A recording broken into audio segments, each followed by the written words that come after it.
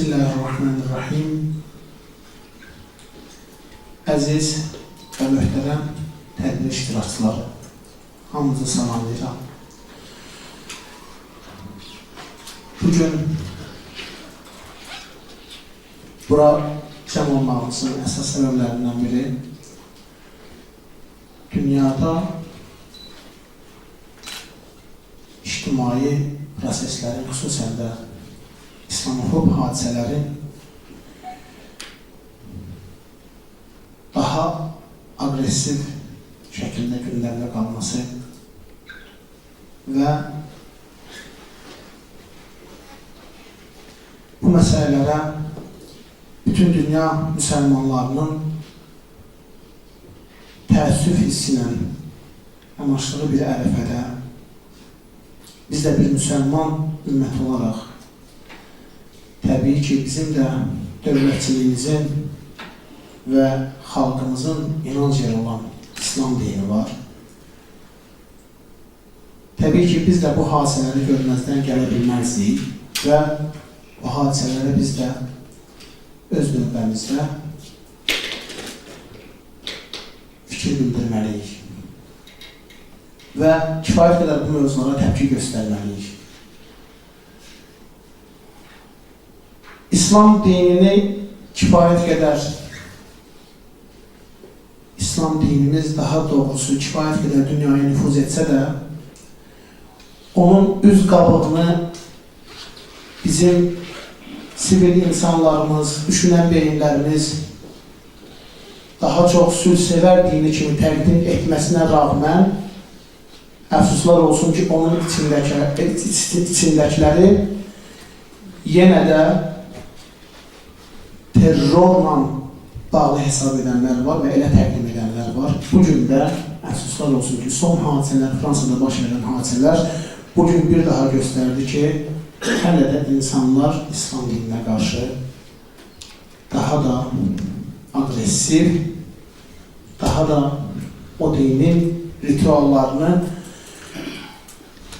terror dininə aşmayan bir din kimi təqdim edirlər. Və biz də bununla bağlı qeyd etdiyim kimi yığışdıq ki, öz fikirlərimizi paylaşaq və bununla bağlı mətbuat konferansı keçirməyə nəzərə aldıq və bununla bağlı ekspertlərimizi, dəyərli ekspertlərimizi dəvət etdik. İnşallah birinci olaraq sözü verirəm Qafqaz Müsəlmanları İdarəsinin Fətva və Müədə Şöbəsinin aparıcı əməkdaşı Hacı Mircəfər Eyyubova yanına. Bismillahirrahmanirrahim. Həm təşkilatçılara, həm də aparıcıya təşəkkür edirəm ki, mənə söz verdi və həmkarlarımdan izin alaraq mövzuma başlayıram. Mənim mövzum İmam Hüseyin əleyhissalamın hərəkatındakı ümumbəşəri mesajlardır. Məlum hadisələr, bir sıra mətbu orqanların Hüseynciliyə, aşuraçılığa müəyyən don geyindirməsi, müxtəlif insanların, hərəkətlərin əməllərini aşura məktəbinin davamı kimi qələmə verib adını terrorizm qoyması, bunu insanların gözündə bir mürtəci təfəkkür kimi canlandırmağa çalışması təbii ki, İmam Hüseyin əleyhissalamın əməli surətli olmasa da, ən azından muizə və təbliğat formasında təbliğatçılarından biri kimi bizi də narahat edir. Daha şəffaf desək, loru dildə desək, mən də bir İmam Hüseyin ağanın məktəbinə hörmət qoyan, bu ideologiyanın dünyanın yeganə xilas yolu olduğunu düşünən bir şəxs kimi istəmirəm Hüseynçilik adı körpələrin başını kəsən, xanımlara təcavüz edən hansısa siyasi maraqlara qulluq edən terörist qrupların adları ilə yanaşı səslənsin. Və bu təbliğatlar haradasa fikir verirsinizsə bir növ uzun illər boyu tolerantlıq, multikulturalizm və s. o gözəl adlar ki var, bu şəraitdə yaşayan Azərbaycan dövlətində, Azərbaycan xalqının içində məzhəbçiliyə təşviq kimi dəyərləndirilir. Maraqlıdır ki, bu İmam Hüseynçiliyə qarşı, aşuraçılığa qarşı, Məhərrəm ayinlərinə qarşı təbliğat aparanların biz dini mənsubiyyətinə baxanda görürük ki, onların heç biri aşura mərasimində iştirak edən deyil. Heç biri İmam Hüseyn İslamın ideologiyasını araşdıran deyil. Yəni, bizim digər təriqətdən olan qardaşlarımızdır. Bu nəyə yönəlikdir? Kim edir bunu? Niyə edir? Nə üçün, məsələn, bir, belə deyək, Cəfəri məzhəbində olmayan bir şəxsin dilindən Cəfəri məzhəbinə qarşı fikirlər söylənir. Bu, Azərbaycanın bütün təbəqələrini narahat etməlidir. Təkcə dini təbəqələrdə yox. Əslində, bu bir fürsətdir İmam Hüseyn ağanı yaxından tanımaq üçün. Mən bir neçə nüansı nəzərinə çatdıracağım. Bilirik ki, insanların, yəni hər birimizin dindən öncə ruhumuzda, beynimizdə qəbul etdiyimiz yazılmamış qanunlar var. Hamı ədaləti xoşlayır, hamı mərhəməti xoşlayır, hamı yaxşılığı xoşlayır, hamı fədakarlığı xoşlayır. Bunun üçün dindar olmaq vacib deyil. Sovet hakimiyyəti dövründə, Böyük Vətən müharibəsində ateizm ruhu hökm sürürdü. Amma fədakarlıq göstərirdi insanda. Çünki fədakarlıq özü bir dəyərdir. Öz-özlüyündə mənəvi qiymətə, yükə malik, ağırlığa malik bir dəyərdir. Ona görə də bəzi şeylər var ki, bəzi qanunlar var ki, dindən qabaq da biz onu bilirik. Bir neçə dəfə bu misalı qeyd eləmişəm. Baxın, 2 nəfər oğurluğa gedir. Gedirlər, külli miqdarda pul oğurluyorlar. Bunların əməli onu göstərir ki, bu iki şəxs ədalət prinsiplərini qəbul etmirlər. Niyə? Çünki gedirlər, başqa birisinin pulunu haqq olaraq götürürlər. Zahirən belə görünür ki, bunlar ədaləti qəbul etmirlər. Amma bu aldadıcı zahiri görünüşdür. Niyə? Həmin oğurlar gəlib pulu bölüşdürəndə, biri o birindən çox götürəndə deyir, ədaləti pozma. Mənim haqqımı yemə. Deməli, bu fitri olaraq anlayır ki, ədalət gözəldir. Başa düşür ki, ədalətli olmaq lazımdır. İnsanların qəbul etdiyi fitri qanunlar var. Və bu qanunlara ünvanlayaraq İmam Hüseyn əleyhissalam Aşura günündə son məqamda, yaralı halda yerə yıxılmışdı. Bir də eşitdi ki, Yezidin qoşunu hücum çəkir çadırlara tərəf. Yəni İmam Hüseyn ağanın bacılarının, həyat yoldaşının, uşaqlarının üzərinə hücum çəkir. Zorla qılıncına söykənərək, mən burada bir məsələni də qeyd edeyim, böyük alimlərdən biri bunu deyirdi, qəribədir. Salnaməçilər o qədər dəqiqliklə yazırlar Aşura hadisəsini, sonradan düzdür, təhriflər orada, xurafatlar qarışıb. Hər bir kəlməni, hər bir nüansı orada qeyd ediblər. Sanki Kərbəla hadisəsini Allah Teala elə nəzərində saxlayıb ki, heç bir böyük müharibə o qədər təfərrüatla qeyd olunmuyor tarixdə. Bütün incəliklərinə qədər. Kitab yazılıb İmam Hüseyn əleyhissalamın Mədinədən Kərbəlaya qədər buyurduqları. Kitab yazılıb oradakı şəhidlərin bir-bir adları. Hansı şəhid hansı formada döyüşdü, neçə nəfəri öldürdü, öldürülən şəxs kim idi, kimin qohumu, hamısı qeyd olunur. Bu çox maraqlı bir məsələdir. Yəni, təbii olaraq hadisə özü tarixdə təfərrüatına qədər qalır. Yazırlar ki, İmam Hüseyin əleyhissalam qalxdı, qılıncına söykənib, zorla ayağa qalxdı, yarım qalxmış vəziyyətdə və tarixə haykırdı. Buyurdu ki, dininiz yoxdur, hürriyyətiniz olsun. Mənim gözüm baxa-baxa, mənim canım çıxmamış, ailəmin üstünə at çapmayın. Bu bütün tarixə ünvanlanmışdır. Bu günə, sabaha, keçmişə, gələcəyə, ağa, qaraya, şiyəyə, sünniyə, xristiyana, pravoslava, katolikə, yahudiyə, ateistə, bütpərəstə, krişnə hamısına ünvanlanmışdır. İnsana ünvanlanmışdır bu söz. Çünki fitrət, insanın vicdanı, insanın nəfs-i lərvaməsi, daxilindəki mən nəyi etməliyəm, nəyi etməməliyəm, fəlhəməha, fücurəhə və təqvaha, Allah tərəfindən ona ilham olunmuş təqva dəyərləri, fücur, fisk dəyərləri, günah dəyərləri onun vücudunda var. Ona görə də İmam Hüseyin ağanın o kəlamını əsas götürərək bir neçə nüansı qeyd edirik. Baxın, rövzələr, nohələr, təəssüf hissi qeyd etmək lazımdır ki, biraz indiki dövrdə şov xarakteri alır.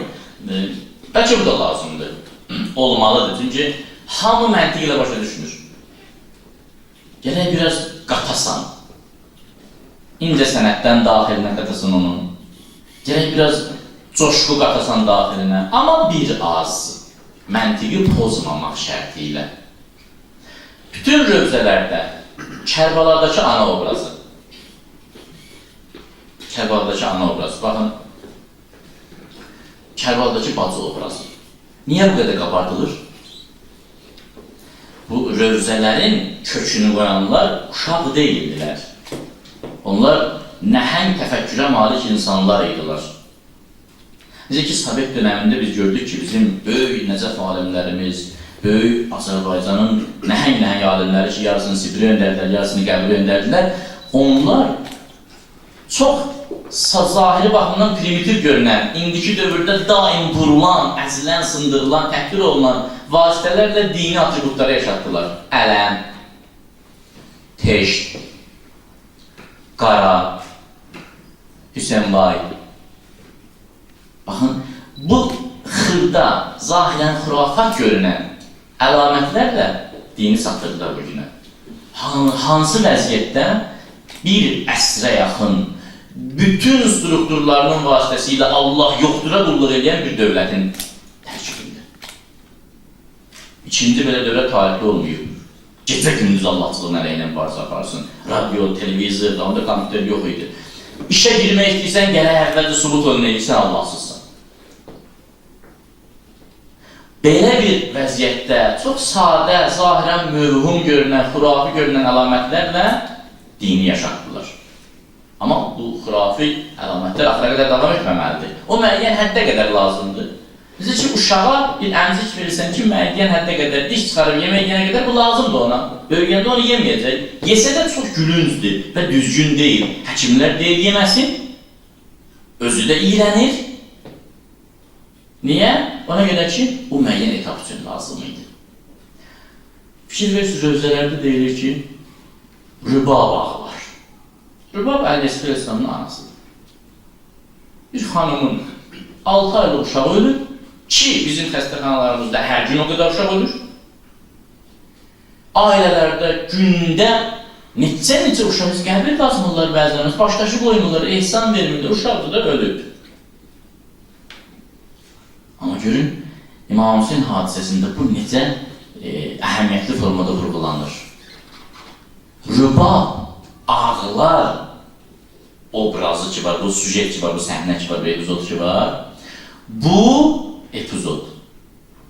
Bu epizodu dərk eləmək, ona ağlamaq üçün müsəlman olmaq lazım deyil. Şii olmaq lazım deyil, sünni olmaq lazım deyil. Bu epizoda ağlamaq üçün sadəcə insan olmaq lazımdır. Biz elə bilirdik ki, bu hadisələr təkrar olunmayacaq, çox da mühüm deyil bu hadisələr. Amma olur, Suriyədə olur, İraqda olur, Xocalıda oldu. Anaların körpələri gözlərinin qarşısında öldürüldü, süngülərə taxıldı. Sən demə İmam Hüseyin oradan bura atırmış sözü. Saxlayın bu dəyərləri. Analıq yaşasın, bacılıq yaşasın, vəfa yaşasın, qan qohumluğu yaşasın, mərhəmət hissi yaşasın. Bu İmam Hüseyin ağanın Kərbala hadisəsinin dini mesajı deyil. Görün hansı məsələləri vurğuluyur. Həzrət Rübab salamun aleyha İmam Hüseyin İslamın şəhadətindən sonra gün qabağında otururdu, həmişə kölcədə oturmurdu. Niyə? Deyirdilər, ağam Hüseyin, həyat yoldaşım Hüseyin yox, ağam Hüseyin gün qabağında şəhid olur. Bir xanımın yoldaşına olan vəfası. Bunun üçün müsəlman olmaq lazım deyil, bu insani dəyərlərdir. Cömərtlik, mərdlik, səxavət duyğuları, Hürrün qoşunu gəlir, əleyhə rəhmən, 1000 nəfərlik qoşun. Qoşun gəlməzdən öncə İmam Hüseyin İslam buyurur ki, küllü miqdarda su götürün, su mənzilində. Həddindən artıq götürürlər, Hürrün qoşununa su verir, dəvələrini də sulayır. Hətta kim su içə bilmirsə həyəcandan, susduğun şiddətindən İmam Hüseyin İslam özü ona su verir. Hələ bilmir gələn kimdir, məni öldürməyə gəlir, dostcasına gəlir. Ki sonradan məlum oldu ki, öldürməyə gəlmişmişdir. Qatilinə su verir. Çünki İmam Hüseyin İslam o əliyinin oğludur ki, buyurdu, mənə nə yemək verirsiniz, İbn-i Mülcəmə o da yemək verməlisiniz. Yoxsa yemirəm. Bunun üçün bunu biz Avropaya çatdıra bilsək, bunu qəlbə çatdıra bilsək, lazım deyil əşhədə la ilahe illallah təbliğ eləyək. O özü gələcək, amma çatmır. Ona əli çatdırılmır, İbn-i Mülcəm çatdırılır. Ona demirlər İslamın Hüseyni var, İslamın Şimri var, Ömər Sərdi var, Yezidi var, İbn-i Ziyadı var, Kələşbazı var, Hoqqabazı var, Qəddarı var, Sadisti var, İşidi var, Boko Haramı var. Bu nə deyirlər? O da təbii olaraq qaçır. Kərbəla hadisəsində mərhəmət duyğularının aşılanması. Tarix yazır ki, Əl-Əsfər Aleyhisselamın vəziyyəti o qədər kritik idi ki, Əl-Əsfər Aleyhisselam can verirdi. Yəni bir dönəm var da, susuzluğun bir dönəmi var ki, ondan sonra ona su versin də daha yaşamır.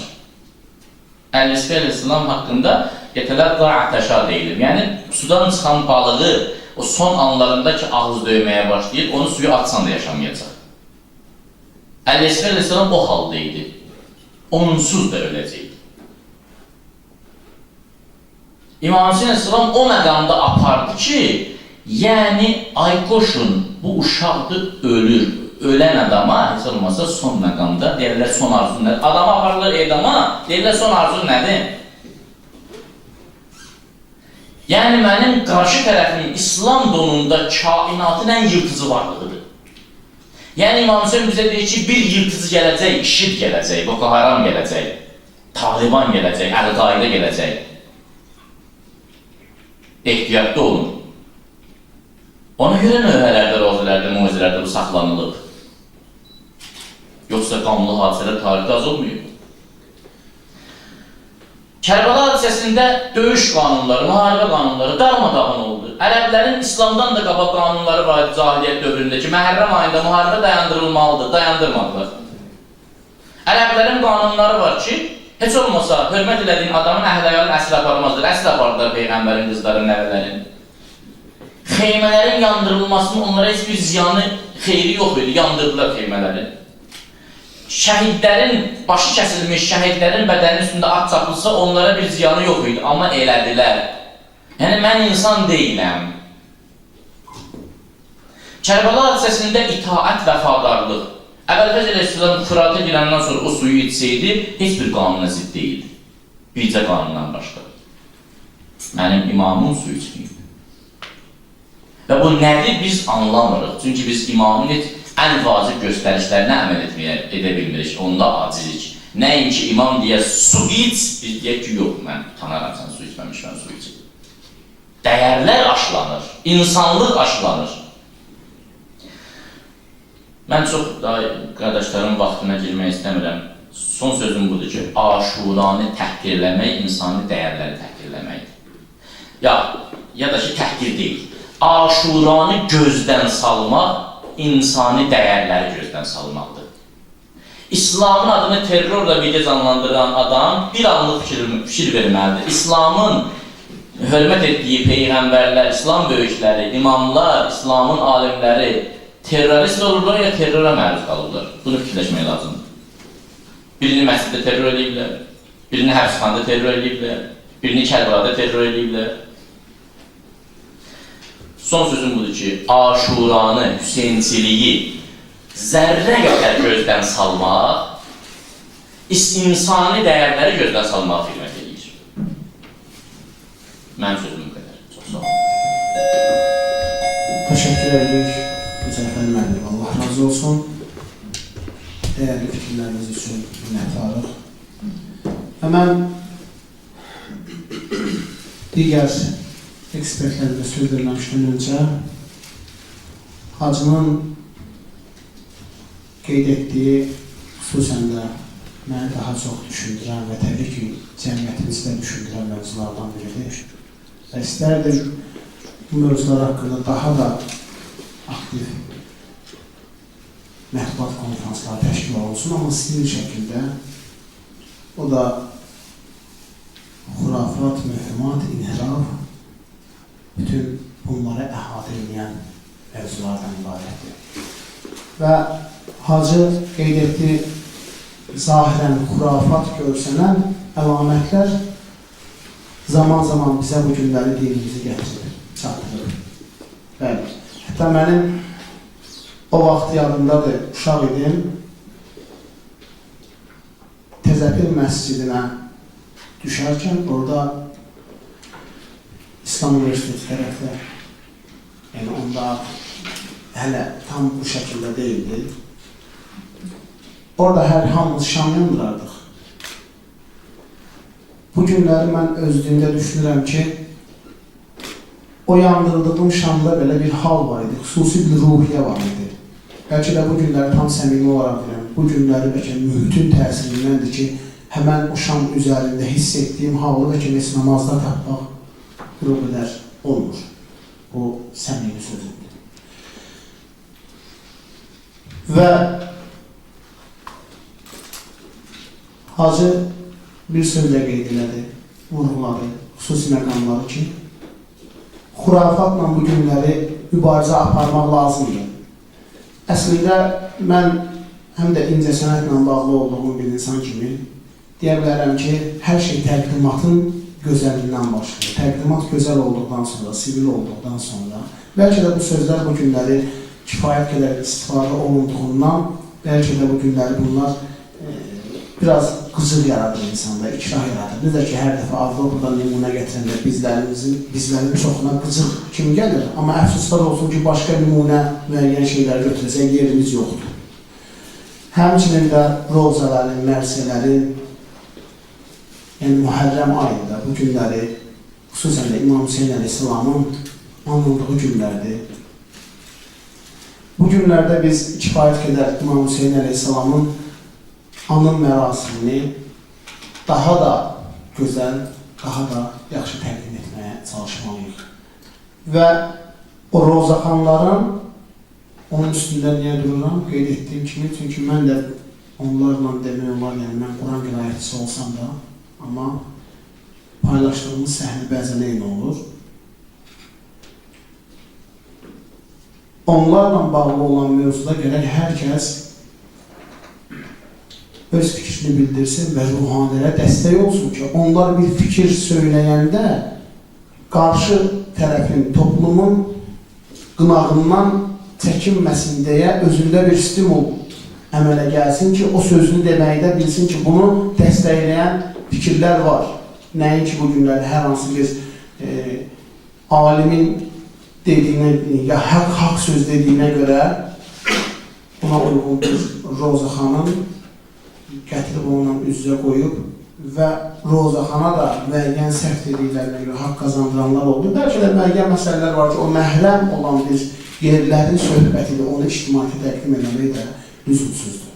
Bu qədər, bu bir sadəcə improvaza idi Hacıdan sonra. Mən sözü vermək istəyirəm dəyərli ekspertimiz, tədqiqatçı alim, ilahiyyatçı alim Füzuli Şəfiyev. Buyurun.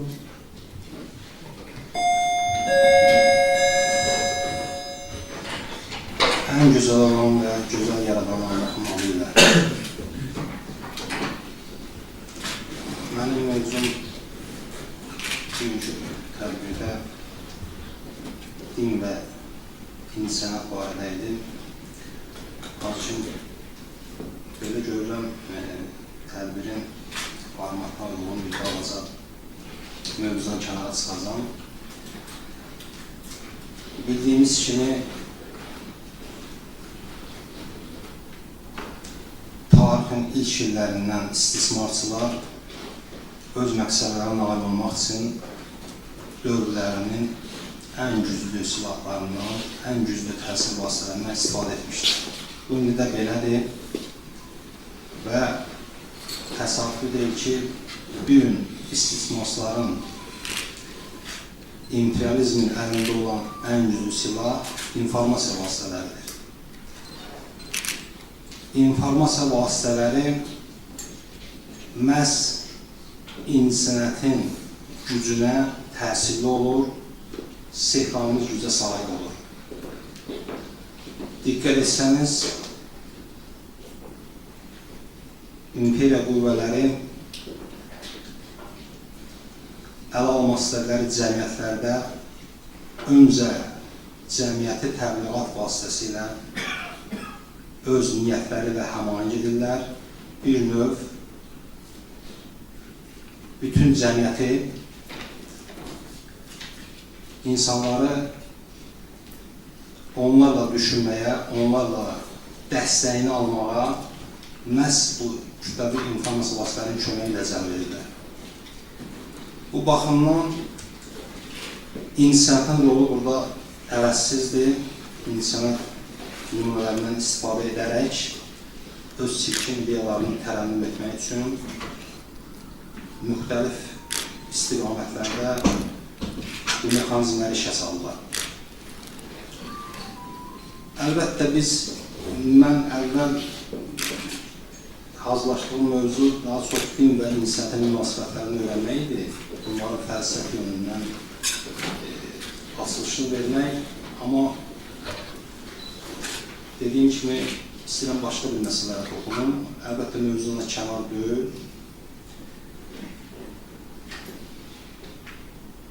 İnsaniyyət həqiqətdə bizim nəzərimizə görə ən gözəl yaradan və ən gözəl xəlq edən Allah Təala'nın özüdür. Bütün gözəllikləri özündə ehtiva edən, ali gözəllikləri yaradan Allah Təala'dır.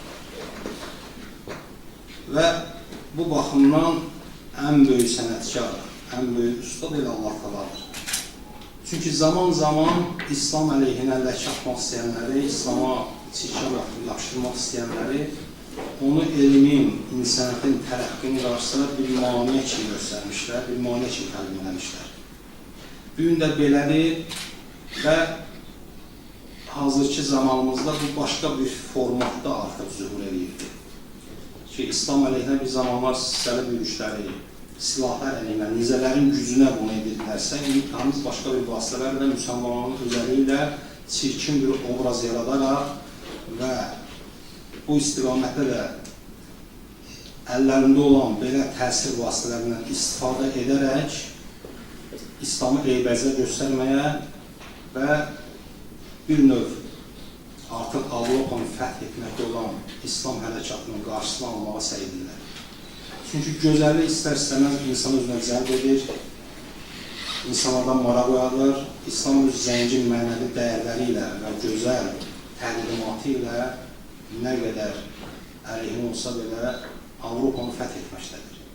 Bunun qarşılanmaq üçün nə etmək lazımdır? Bu arada oturublar, düşünmüşlər, böyük düşüncə kontingenti bu istiqamətdə işlər görmüş və nəticə olaraq da bugün müşahidə etdiyimiz bu faciələri, yaxın şərqdə baş verən dəhşətli hadisələri əməli olaraq bizə yaşadırlar.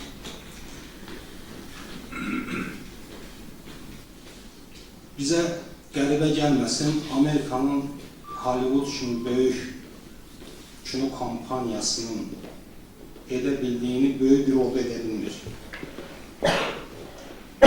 Hollywood elə bir böyük kampaniyadır ki, onun gücü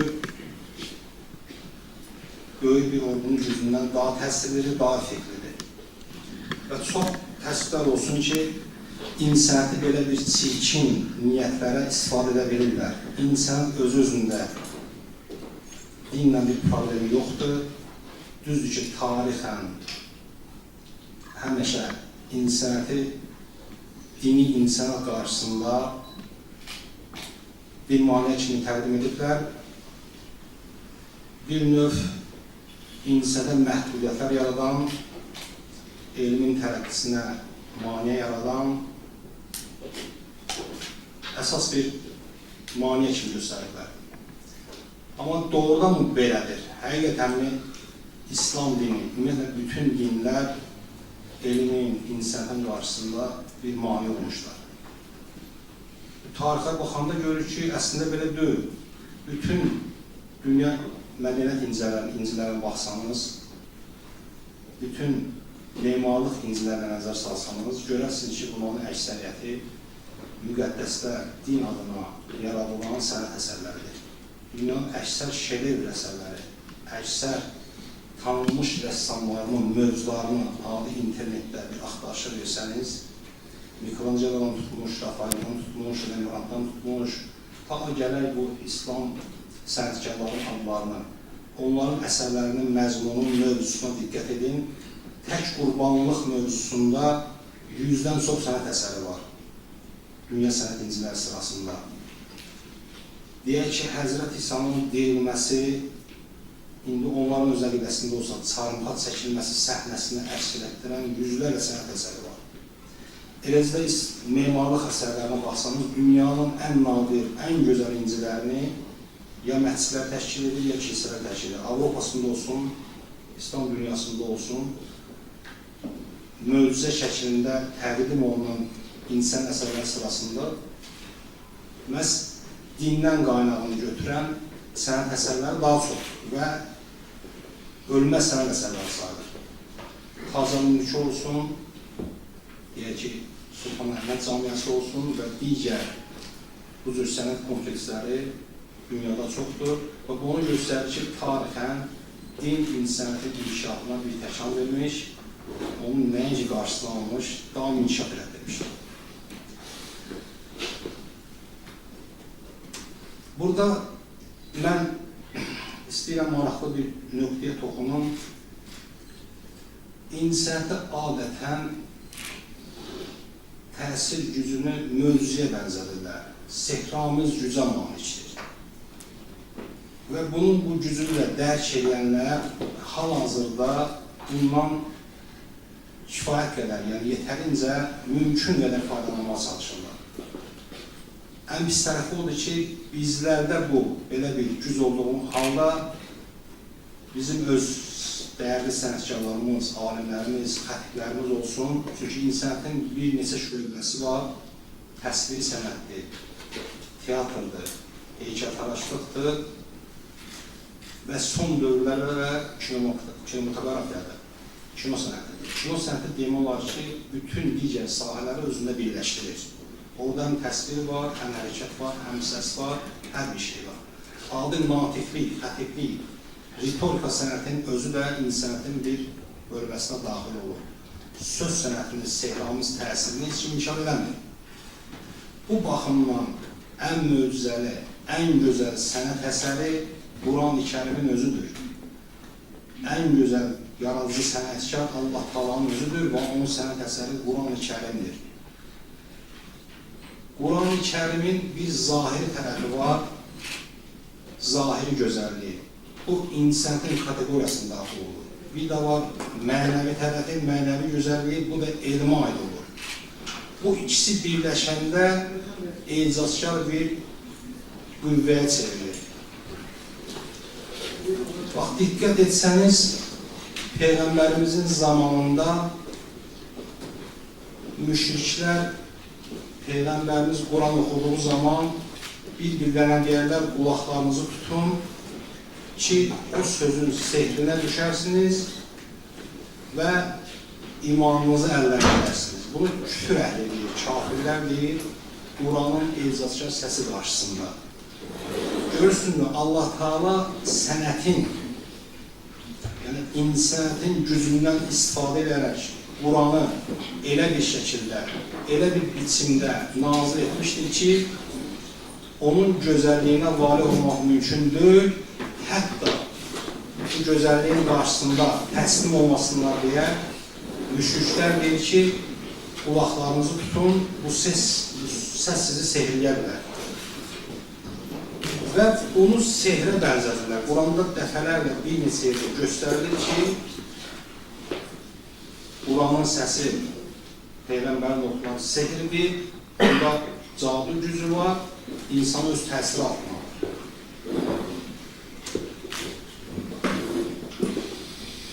İncəsənətin gücündən istifadə edərək insanların imana cəlb edən nümunələrdən biri də Süleyman Peyğəmbərin misalında verilir. Diqqət etsəniz, Süleyman Peyğəmbər Səba mələkəsini, imperatricəsini belə deyək, Bilqeyisi sarayına gətirdiyi zaman Allahın lütfü və qüdrəti sayəsində ona lütf etmiş olduğu gücünü nümayiş etdirmək üçün Bilqeysə sarayını göstərir. Və Bilqeys ayağını saraya basanda onun sanki bir büllurdan olan sanki bir suyun üzərində, ayağını suyun üzərində qoyulmuş kimi diksinib, çəkinib, elə bir məharətlə, elə bir ustalıqla orada büllurdan saray düzəldirir ki, Bilqeysi çaşbaş salır. Yəni, Süleymanın tarixi çox qədim tarixdir. O, elə bir tarixdə, belə bir memarlıq, sənət nümunəsi İslamda Süleyman hekayəsində verilir. Ki, bu qabiliyyət hardan idi? İnsanlar o zaman bunu hansı texnikanın gücünə, belə bir saray, möhtəşəm saray düzəltmişdilər. Bunun özü sualdır. İndiyə qədər tədqiqatçılar arasında buna öyrənə bilmirlər ki, hansı texnikanın, hansı aparatların gücünə belə bir saray yarada bilmişdir. Və bununla Süleyman Peyğəmbər Bilqeysi imana dəvət edir. Allahın ona verdiyi gücün sayəsində yaratdığı sənət əsərini göstərməklə Bilqeysə təsir qoyur, onu imana dəvət edir. İncəsənət bizdə özü-özündə həmişə bir vasitə kimi baxılır. Yəni, bunun özü-özündə pis bir şey deyil. Amma onun daşıdığı məna yükü, tərənnüm etdiyi ideyalarlaması olaraq o iyrənc məqsədə xidmət edə bilər, xeyir məqsədə xidmət edə bilər. Məsələn, Allah Taala'nın yaratdığı məxluqat arasında ən istedadlı, ən ağıllı məxluq, belə deyək, kim olsa, sual verən olsa, Allah Taala onu şeytan olduğunu təqdim edir. Şeytan Allah Taala'nın yaratdığı məxluqat arasında ən biliklisi, ən istedada malik, insaniyyətin bütün türlü sahələrindən məharətlə istifadə edə bilən bir məxluqdur. Təsadüfi deyil ki, Yusuf Peyğəmbər Züleyxanın məkrindən qaçmaq üçün Allah Taala'ya müraciət edir ki, sən məni qorumasan, sən mənim köynəmə etməsən, mən cahillərdə olmadım, günah söhbət edərəm. Yəni, tam özünə arxarlı olmur. Çünki qarşı tərəf şeytanın məkri çox güclüdür. İnsan özünə arxarlı olmasa da, Peyğəmbər olsa belə, Allah pənah var. Və şeytan Allah Taala öz dərgahından qolandan sonra, şeytanın belə bir ifadəsi var. Söyləyir, bəs məni ilah pərvərdigara, ilah pərvərdigara deyir, indi ki məni azdırdın, mən dedi, pis, fasıq işləri gözəl göstərməklə, onları zinət verməklə sənin bəndələrini yoldan çıxaracaq. Şeytanın pis, fasıq işləri gözəl göstərməsi, ona gözəllik bəxş etməsi, həmən insaniyyətdə əsas yer tutan gözəllik anlayışıdır. Yəni, deməli, şeytan çox məharətli bir sənətkardır, ustadır ki, ən çirkin şeyləri belə gözəl sənətkarlıqla örtə bilir, onu insanlara təqdim edə bilir. Buradan görünür ki, bəli, insaniyyətdən çirkin niyyətlə istifadə eləmək hələ şeytanın zamanına mövcuddur. Bu gün də həmin vasitələrlə insaniyyətin gücündən istifadə edərək belə çirkin niyyətlərdən, belə çirkin niyyətləri həyata keçirməyə çalışırlar. Mən diqqəti istəyirəm, bu anda yönəldim günümüzdə baş verən bu dəhşətli qətliamlara, hadisələr ki, yaxın şərqdə törədilir.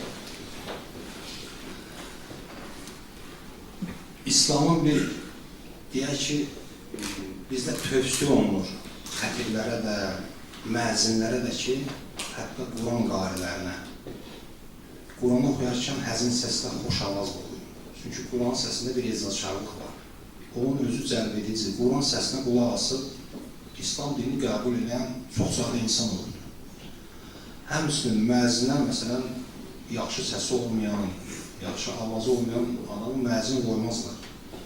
Farklı bu arada hekayələr də var, lətifələr də var ki, insanın dindən məsciddən qaçırlar.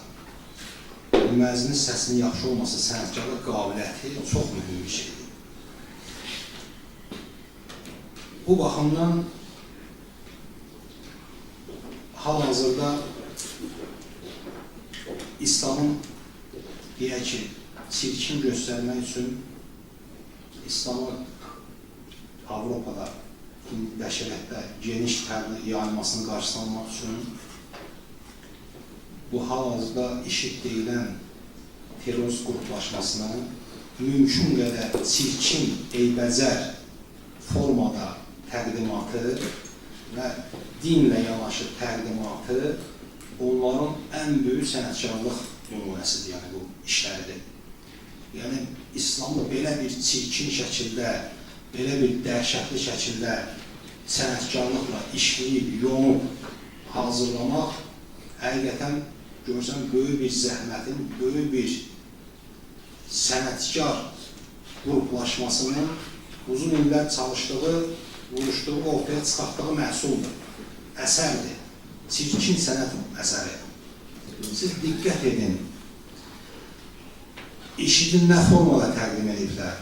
İndi mən çox dərin bu ixtisasi məsələlərə qatılmaq istəmirəm, rənglərin fəlsəfəsi var. Qırmızı rəng nə üçündür, yaşıl nədir, insanlıq haqqında təəssürat, insana verdiyi təsir. IŞİD-in geyimi qara geyimdir. Qara geyimdə, qaranın özündə bir dəhşət var, bir qorxu var, gizli bir sirlidir. Gecə zülmət, qaranlıq, xəritəsi qara çəkilir.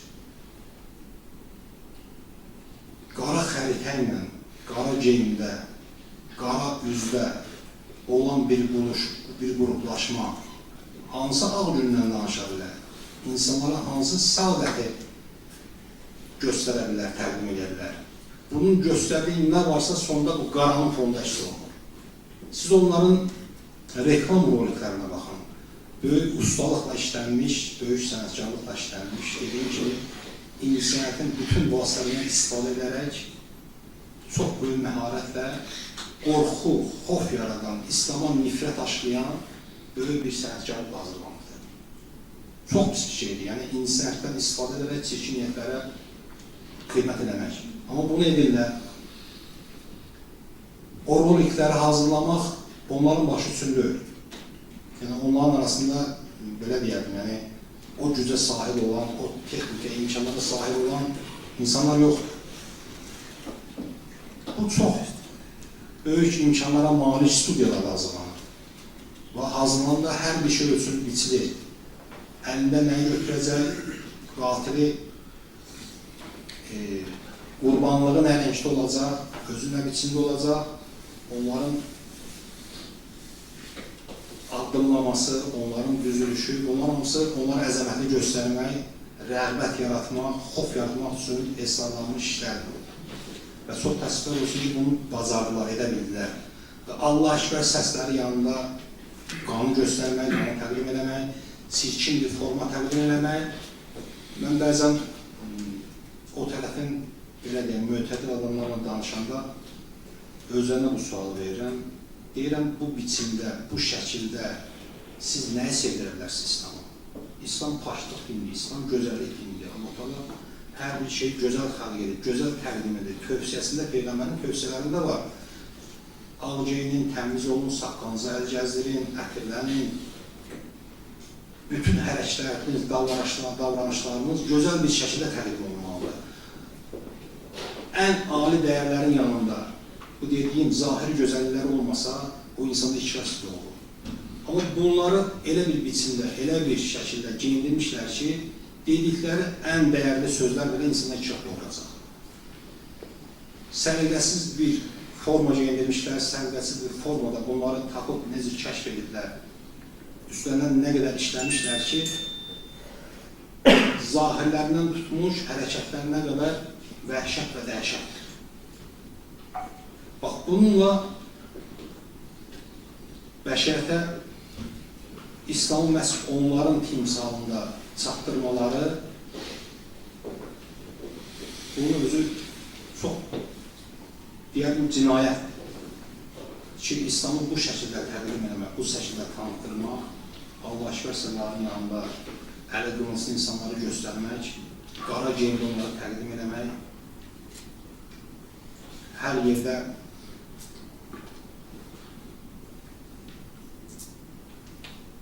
bunların demək olar düşdükləri hər məkanda, hər cəmiyyətdə qarşı tərəfdə xof yaradırlar. Biz indi ümid edirik ki, bizim öz sağlam düşüncəli insanlarımız məhz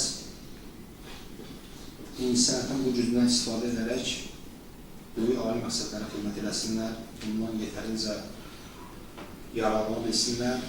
Çünki bizim ulamamızın tövsiyələrindən var ki, xətiblikdir, minbərə çıxıb moizə eləmək klassik üslubda olmamalıdır. Artıq format dəyişibdir, klassik üslubdan çıxmaq lazımdır, daha çevik, daha cəlb edici üsullardan istifadə edilməlidir. Bunun nümunələri var, Quran-ı Kərimdə var, Peyğəmbərimizin tövsiyələrində var. Görürsən, məhərrəmlik ətrafında da məhərrəmin mərasimləri ətrafında hal-hazırda söhbətlər gedir. Bəziləri bunun ancaq konferanslar, elmi müzakirə şəklində keçirilməsinin tərəfdarıdırlar. Bəziləri yersiz olaraq, məsələn, qınayırlar ki, niyə, məsələn, məscidlərdə bu şəkildə sinə vururlar?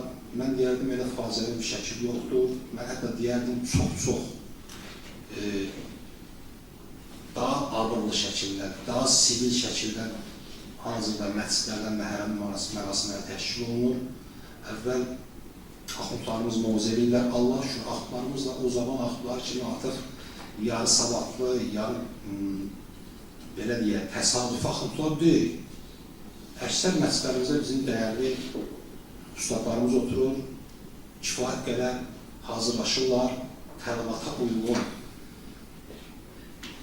Demək, auditorun tələbinə uyğun danışırlar, Kərbəlanın ali məqsədlərini, fəlsəfəsini, tarixini gözəşdə çatdırırlar. Bundan sonra başlayır rozə və sinə vurmaq. Mən sizə inandıraram, məscidlərdə mən çox dəyərli belə yaxın dostlarımı görürəm, ustadları görürəm.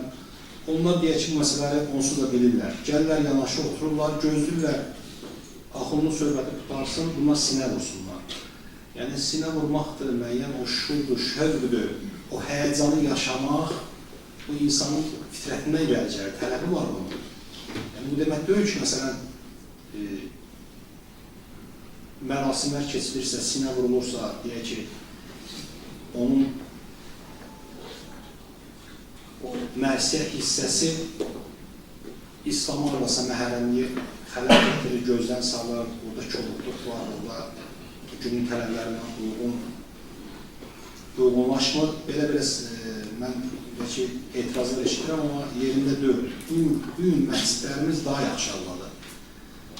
Həm ruhanilərimiz, həm keçirilən mərasimlər nəzarətdədir. O hər adamda buraxmırlar, rozaxanlar da, məsələn, mərsiyəxanlar da təsadüf adamlar deyil, kifayət qədər hazırlaşılan və ağızlarından bir-iki ardasa belə zəif hədislər çıxırsa, bu da qəsdən olmur. Yəni, bunu yığışdırmaq da çətin bir şeydir. Yəni, birdən-birə tam ideal bir şəkildə olsun, mümkün deyil. Amma əvvəlkilərdən qat da yaxşı. İnsanlar sakit şəkildə gəlirlər, sakit şəkildə orada mərsiyə vururlar. Bəzən etirazlar olur, gedirlər, haradasa çəkirlər, başqa dövlətlərdən filan kəs üzünü cırdı, başını qana qoyadı, nə bilim, neynədir. Təsadüfi bir görüntülər, hər əlində bir telefon, haradasa bir təsadüfi birdən çəkib gətiribdir. O bizim hansımız, məsələn, şəhər məsələlərində, şəhər camilərində, ətrafımızda getdiyimiz yerlərdə belə qeyri-negativ halları biz müşahidə edirik. Bunu biz görməliyik. Əksər məscidlərdə dediyim kimi nəzarətdədir, axımlar oturursa vaxtda insanlar ora təzadlı prozaxanı gətirirlər, məclisəxanı gətirirlər. Təşkil olan məclislərin səviyyəsi doğrudan yüksəkdir, qat-qat yüksəkdir. Əvvəlkilə nisbətdə keyfiyyət baxımından çox-çox inkişaf edildi. Amma o müəyyən nüanslar ki var, dediyim kimi, bəzi bizim məclislərdə adəti yoxdur bəzi şeylər. Ya deyək ki, hansısa kənd məclisində təsadüfən olubdur, bir yerdə bir qruplaşmadır. Çünki məclis bucağını bütün insanlar açır. Gəlib bir yerdə bir hadisə eləkdə onu çəkib məclislərlə təqdim eləmək, məhrəmlik mərasimlərlə təqdim eləmək, bunun özü artıq bir başqa məsələdir. Yəni, bunun ora dəxli yoxdur. Yəni, belə mən o deyilən iraqlarda çox qəbul eləmirəm. Yenə də mümkün qədər bizim ruhanilərimiz deyim, mübəlliğlərimiz deyim, bu vasitədən istifadə edib, biraz da gücləndirməlidirlər, biraz da əlavə hərəkət atmalıdırlar və inanıram ki, bundan sonra da belə olacaqdır. Təşəkkür edirəm. Çox sağ olun. Biz təşəkkür edirik. Çox sağ olun, dəyərli fikirlərə görə. Minnətdarlıq sizə Füzuli bəy. Bəli. İncəsənəti dinə bir maniyə kimi təqdim edirdilər zamankən. Füzuli, Şəfiqi, statlar da bu gözəl müalicənin, gözəl fikirlərin içində xüsusi diqqətini çəkən bir mövzu oldu. Hətta intibah dövrünün alimlərinə baxsaq, 13-cü əsrə qədər olan alimlərimiz çox təəccüblü, təəssüf hissi ilə deyərdim və çox da təəccüblü bir şeydir. O vaxtki alimlərimiz elmi hüdudlarla məhdudlaşdırmıyorlar sanki. Sanki Peyğəmbərin buyurduğu elmin dalaysan və o elmin daşıyıcıları oldular. Bu da onların bilgilərini bu günləri görürük və adları bu günləri daha çox dünya ictimaiyyətində məşhurdur. Onlardan birine Xacə Nəsrəddin Tusidir ki, hətta musiqi nəzəriyyəsini, elmini, yəni bu günləri o Milli Akademiyada, Musiqi Akademiyasında, Milli Konservatoriyada tədris olunmaqdadır, amma təbii o başqa bir yazıdır. Amma bu musiqi nəzəriyyəsini yazanlardan biri olub, hətta bildiyim qədərilə Hind raqaları var, yəni muğamdan fərqli bir şeylərdir, çox çətin. 7 muğam varsa 720 raqa var. Onlar üzrə də bu adam folklorşunas olub, çox düşündüyümüzü bir məqamdır. Baxırıq, görürük ki, amma bəzən dini kəsimin bilgiləri ancaq dini kitabları oxumaqla məhdudlaşır, çox təəssüf. Məncə, insanların intellektinin bütün bu hadisələrin, dünyada terrorun baş verməsinin, dünyada dinimizin qara gürusu ruhunda təqdim olunmasının əsas səbəblərindən biri budur ki, biz daha çox dini kitablarla, dini mütaliələrlə, inancla məhdudlaşan insanlar olduğumuz üçün bunları hamısı qəbul etsək də, etməsək də bu belədir. Yəni, nəticə var, nəticələr onu göstərir hal-hazırki məqamda. Və bir daha qeyd edim ki, sonunda Füzuli bəy İslamın gözəl din olduğunu bir daha vurguladı. Sülh və əmnamaları aşkar bir din kimi təqdim etdi. Necə ki, bunu bizə Quran-ı Kərim mütəal Allah buyurur ki, dini necə yaşamalıyıq, hansı səviyyədə yaşamalıyıq, onlar bizə 6236 ayədə bəllidir. Bunun üçün də kifayət qədər yenə insanın özü, yəni intellekt nöqteyi nəzərdən formalaşmalıdır. Mən bir məsələni qeyd edeyim qısaca, sözü verim digər ekspertimizə. Bir gün ata neft daşlarında işləyir, o 10 gündən bir aydan bir gəlir evə, qırlarına söz verir ki, gələndə səni kinoya, əyləncəyə aparacaq. Gəlir və elə olur şənbə günü gəlir, bazar günü bunu aparmalıdır kinoya və sairə axır. Uşaq ki, ata inşallah stava gedirik. Bu da çox yorğun olduğundan istəyir ki, o sözünü tutmasın. Görür, masanın üzərində bir xəritə var, dünya xəritəsi. Deyir, bunu parçalayarak bir neçə yerə. Onda deyərəm onu birləşdirir. Bu da birləşdirə bilməyəcək deyil, mən düşünür. Və mən də beləliklə uşağı aparmayacağım və biraz daha çox dincələcəm, evdə yatacağım. Deyir, gedərik, amma bir şərtlə həmən o xəritəni parçalayır bir neçə yerə, deyir, bunu artıq biz coğrafiya müəllimi də gəlsə birləşdirə bilməyəcək. Afrika qitəsi haradadır, Cənubi Amerika haradadır və s. axır. Rahatlıqla deyir ki, bunu birləşdirsən mi? Oğlum, səni sabah söz verdiyim əyləncəyə aparacaq. Bu da arxasına baxır ola qədər. Uşaq bunu tez bir zamanda birləşdirir. Ata gedir əlimizi yumalar, uşaq bunu tez bir zamanda birləşdirir. Və deyir, bu necə mümkün oldu? Bütün qitələr hamısı yerli-yerində. Arkasını çevirdi, burada insan şəkli var idi. O şəkilləri, cizgiləri bir yerə yığdıb, dünyada düzəldi. İnsan düzəldikdə dünyada düzəldi. Və həqiqətən yenə də özünü tanı, özünü dəyiş, alət dəyişsin sözünə gəlib çıxır və dəyərli ekspertimiz Azərbaycan Milli Elmlər Akademiyasının sertantı Şərkünas Vüsal Hətəmov media və dil haqqında. Teşekkür ederim. Tədbir təşkilatçılarına və eyni zamanda tədbirdə iştirak edən iştirakçılara məndən də vaxt hesab edirəm ki, bəs qədər ekspertlər bugünkü dünya mövzusunun aktuallığını çatdıra bildilər və hesab edirəm mənə bir qədər bir neçə cümlə deməklə kifayət edər. Mənim mövzum din və mediadır.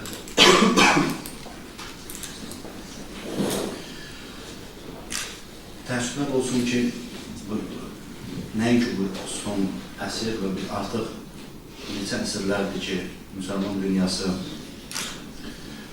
fiziki şəkildə məhvə doğru uğradılması üzərində işləyirlər və artıq biz yeni bir məhv fəzasına girmişik, informasiya fəzasına və hesab edirəm ki, ekspertlərimizdə işləsinə də razılaşar ki, bugün biz informasiya auditoriyasında geridəyik dünyada, həm elə ölkəmizdə də, həm də elə dünya çapında da. Halbuki informasiya ilə fiziki durum qədər, fiziki varlıq qədər mənə elə gəlir ki, çox mühüm bir fenomendir. Çünki biz Allahla bizim rabitəmiz ancaq informasiya vasitəsilədir. Mənə elə gəlir ki, biz Quranın özünü də elə informasiya kimi qəbul edə bilər ki, Allah bizə silah göndərmədi göydən, informasiya göndərdi. Peyğəmbərlərlə bizim aramızda olan münasibət informasiya vasitəsilə gəlib. Qurandır, hədisdir. Yəni, informasiya bu qədər mühümdür. Hətta mən deyərdim ki, Aşuranın da bu günə gəlib çatmasında ilk elə jurnalist fenomeni kimi, şəxsiyyəti kimi xanım Zeynəbə bütün dünya borcludur ki, Kərbəlada baş verən hadisələri gətirdi, digər şəhərlərə, digər yerlərə çatdırdı. Və hesab edirəm ki, informasiyanın nə qədər dəyərli, mühüm olmasını biz artıq bugün qəbul edirik, bunun zərurətini anlayırıq. Və yaxud məndən öncə Füzuli müəllim bunun üzərində işləyən qərb makinalarının adını çəkdi, Hollywoodu vurğuladı. Bugün Hollywoodun kinolarına biz baxdıqda, onlar adicə bir mumya filminə baxırsan, şərqdən bir sanki şərq qüvvə çıxır, onu kim gəlir məhv edir, yəni dünyanı kim xilas edir, qərbdən çıxan hansısa bir tədqiqatçı. Yəni bugün qərbin kinoları da onu göstərir ki, bütün şərq qüvvələr şərqdən çıxır, axırda onu bir qərbdən bir xilaskar gəlir, ya asteroidi məhv edir, ya şərqdən çıxan fantastik filmdir, amma yenə onu real olaraq qərbi gəlir artıq, xilas edir, məhv edir.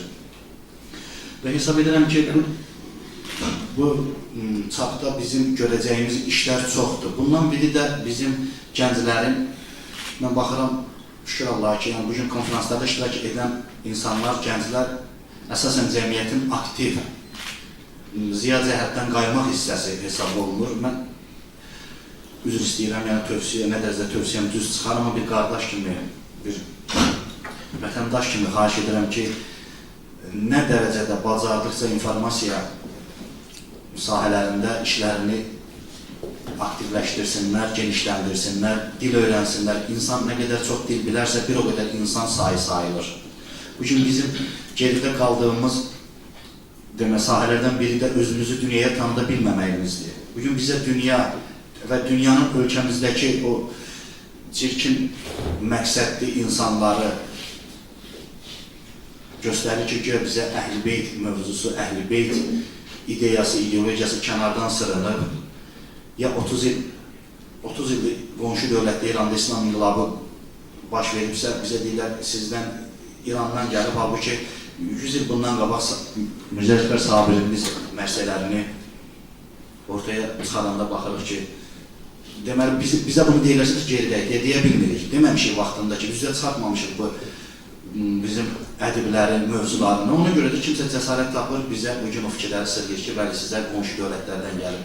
Və yaxud Sabirdən 50 il qabaq yaşamış Xurşidbanu Natəvan, bugün bizə deyirlər, sizin başınızı, qadınların başını örtürlər, hicab gericiliyə aparır filan. İslam dünyasında qadınlar həmişə ziyadan, elindən kənardır, amma bugün biz Natəvanı dünyaya göstərə bilirik ki, göstərmirik, daha çox göstərə bilərik ki, bəs qədər bizə şeirləri gəlib çatır və şeirlərin də əsas mayasını məhərrəmlik mövzusu təşkil edir. Ümumiyyətlə, klassik Azərbaycan ədəbiyyatından 50%-dən çox hissəsini demək olar ki, mərsiyə ədəbiyyatı təşkil edir. Bir dənə Məhəmməd Füzulinin Həqiqət-ü Süəda əsəri bəs edir ki, bu mövzunun nə dərəcədə ciddi olmasını, klassik ədəbiyyatda nə dərəcədə əhəmiyyət daşıdığını biz göstərə bilər. Bizə deyirlər ki, 500 ildir Şah İsmail olmasaydı Azərbaycanda, ümumiyyətlə nəinki Azərbaycan ilə Əfqanistandan tutmuş İraq, İran hamısında şiəçilik, cəfərilik baş tuta bilməzdi və yaxud da ki, mühüm səviyyəyə gəlib çata bilməzdi. Bizə niyə bunu deyə bilirlər? Çünki biz tədqiq eləmirik, biz bu günləri ortaya qoymuruq ki, Şah İsmaildən 200 il qabaq Hülakilər dönəmində, Qazan xanı dönəmində rəsmi şəkildə şiəçilik qəbul edildi bu ərazidə. Halbuki Qazan xanın ulu babası, həmin o Hülakilər dövlətinin qurucusu, Hülaki, Monqollar imperiyasının başçısı olan Çingiz xanın nəvələrindən, nəticələrindən hesab edilir. Yəni, həmin dövlətin bir adı Elxanilərdir, bir adı da Hülakilərdir. Özü heç müsəlman deyildi. Hakimiyyətə gələn Hülakilər dövlətini quranda Nəsrəddin Tusi üzün tutur xalqa, insanlara deyir ki, sizə ədalətli, qeyri-müsəlman şah lazımdır, yoxsa ədalətli olmayan müsəlman. Yerdə qalan insanlar deyir ki, ədalətli varsa elə müsəlmandır. Və sonda Nəsrəddin Tusinin həmin o siyasətinin davamı idi ki, Hülakinin nəvəsi gəlir. O dönəmdə Azərbaycan da, İran da, İraqın bir tərəfi də həmin ərazi sayılır Hülakilər. Həmin ərazidə şiəçilik rəsmi şəkildə dövlətin məzhəbi hesab edilir. Şah İsmaildən 200 il qabaqdır.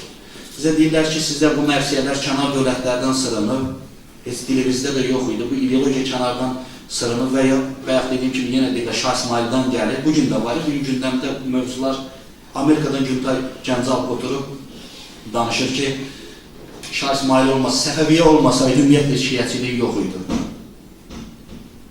Nəsimi Şah İsmaildən 150, 120, 130 il qabaq yaşayıb, mən o sadiq qulam ki, Cəfəriyəm, təriqətin məzhəbini bildirir.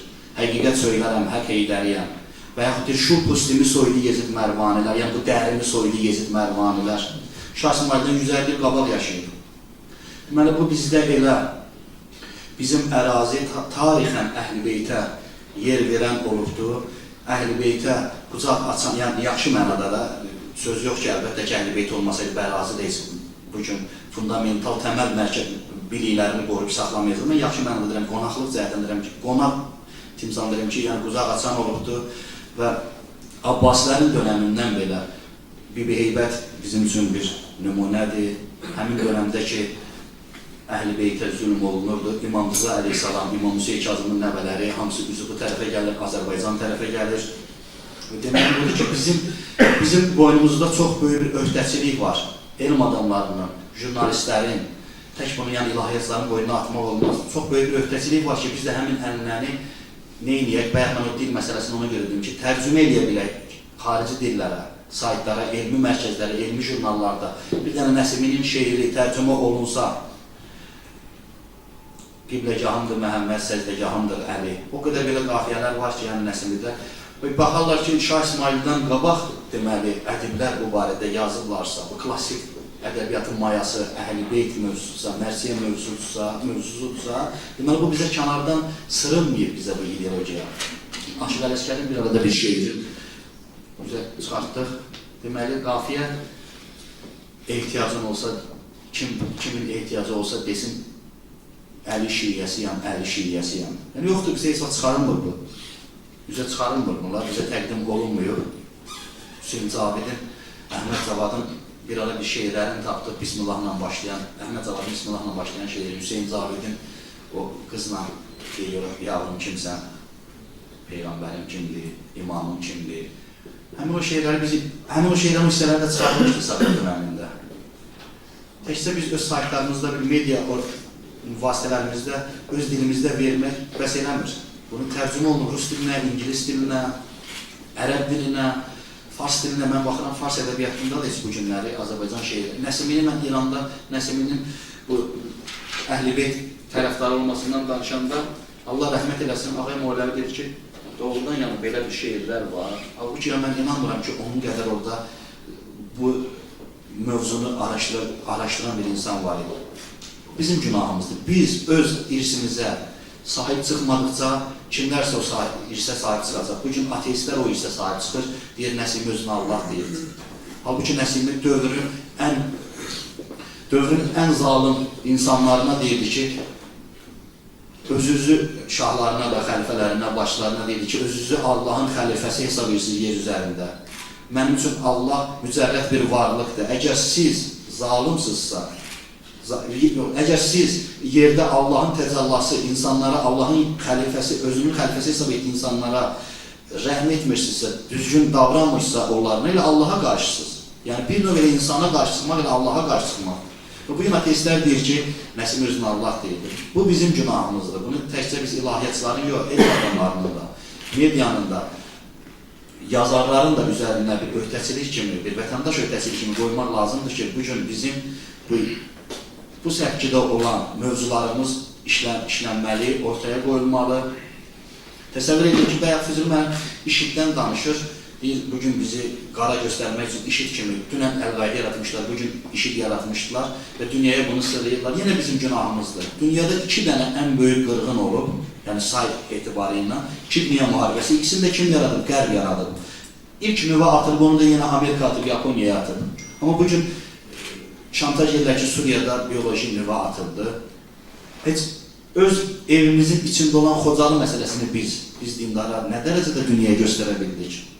Halbuki bu əslində iki dövlət müharibəsi deyil. Bu səhv olaraq biz bunu milli etnik zəmində olan bir müharibə kimi dünyaya göstərib. Əslində dinlərin müharibəsi idi. Çünki Ermənistanın arxasında kim durur? Xristiyan dövlətləri durur. Nəyə görə bugün Fələstinin arxasında müsəlman dövlət, bir çox müsəlman dövlətləri durur? Çünki onu dinlərin müharibəsi kimi göstərə bilirlər. Amma biz Qarabağ məsələsini etnik münaqişə kimi, müharibə kimi deyil, etnik münaqişə kimi göstərdik. Bugün dünya erməni saytlarına girirsiniz, orada Xocalının şəkillərini öz şəkilləri kimi qoyur. Deyirlər ki, Azərbaycanlılar bizi qırıb. Və yaxud da deyirlər, Azərbaycanlıların qoyduğu şəkillər Serbiyada, Kosovada qırılan şəkillər, qırılan insanların şəkli yalandan Azərbaycanlılar öz üzərinə çıxarır. Bugün bizim geridə qaldığımız sahədir, yəni bunu mən hesab edirəm ki, biz bir aktual mövzu kimi ortaya qoymalıyıq və təşəkkür edirəm belə bir konferans təşkilatçılarına ki, doğrudan da bir gözəl bir mövzu kimi ortaya qoyublar, bunu həyata keçiriblər və mənim də sonunda bir ilahiyyatçılardan da, dəyərli ilahiyyatçılar var burada, alimlərdən də bir ricam var ki, bu dini camiyyələrdə, moizələrdə, xütbələrdə bu jurnalistika sahəsinə, yazarlıq sahəsinə də bir keçid eləsinlər ki, qələm tuta bilən şəxslər özlərini sınasın, nə yaza bilirlər, yazsınlar, versinlər. Teşekkür ederim. Müsəlman, teşekkür edirik dəyərli fikirləriniz üçün, minnətdarlıq. gözəl məqamlara toxundunuz. Allah razı olsun. Bəli, yenə də hər hansı bir mövzuda danışsaq da, yenə də ifadələr fərqli olsa da, əsas nöqtə müsəlmanların pasiv olmasıdır ki, bu günləri bu öz aktuallığını qoruyub saxlayır. Və bizim digər dəyərli ilahiyyatçı alim, psixoloq Bəhruz Şamala söz vermək istəyirəm. Buyurun.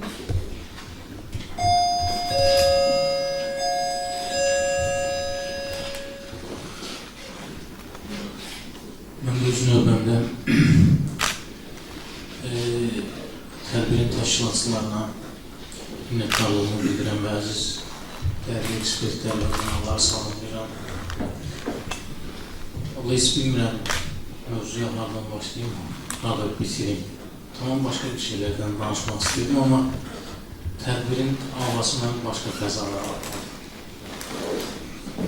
İstəyirdim ki, dinin insanın mənşəyinə qoyduğu təsirlər barəsində danışım. Ümumiyyətlə, din insana nə kimi təsirlər qoya bilər. Amma inanmıram, nəzərdə tutulan vaxt çərçivəsində bunu təhvil verə biləyim. Amma bir adı dediyim kimi, müəyyən məsələlər tam fərqli fəzalara apardı. Çalışaram ki, qısa və hər iki tərəfli bir titrajlara da olsa işarə edeyim. Baxın, ümumiyyətlə, bəzi fenomenlər var ki, bəzi varlıqlar var ki, onlara münasibətdə, belə deyək, iki cür münasibət sərf edə bilərik. Bəzi fenomenlər var, onların varlığı və yaxud da yoxluğu bizim onlara olan ehtiyacımızdan asılıdır. Yəni, əgər bizim o fenomenlərə ehtiyacımız varsa, onlar var, yoxdursa, onlar yoxdur. Amma bəzi fenomenlər, bəzi varlıqlar var ki, bizim onların varlığı və yaxud da yoxluğu bizim onlara ehtiyacsızlığımızdan asılıdır. Yəni, bizim onlara ehtiyacımız yoxdursa, deməli, onlar yoxdur. Bu arada, məsələn, ixtira və kəşflərə misal qoymaq olar. Adətən, ixtira və kəşflər müəyyən mənada, yaxın kontekstdə istifadə olunan sözlər olsa da, tam bir-birindən tam ayrı bir şeylərdir. Məsələn, baxın, kəşf o şeylərdir ki, bəşərin ona ehtiyacı olsa da və yaxud da ehtiyacı olmasa da, onlar var. Sadəcə bəşər onların varlığından xəbərsizdir və bunu kəşf edir. Amma ixtiralar sırf bəşərin, belə deyək, ehtiyac duyduğu şeylərin üzərindədir. Yəni, əgər bir alim, məsələn, Edison işığı kəşf edir. Bu, nəyin göstəricisidir? Deməli, həmən dönəmdə sırf psixoloji baxımdan, həmən işıqsızlığın, belə deyək, boşluğu var idi və buna ehtiyac duyulur və bu işıq kəşf olunur. Və sonra bu kəşfin üzərində başladı müəyyən ixtiralar olmağa. Yəni, kəşflər o şeylərdir ki, onun varlığı və yaxud da yoxluğu bəzən bizim ehtiyacımıza bağlı ola bilər, bəzən də bağlı olmaya bilər.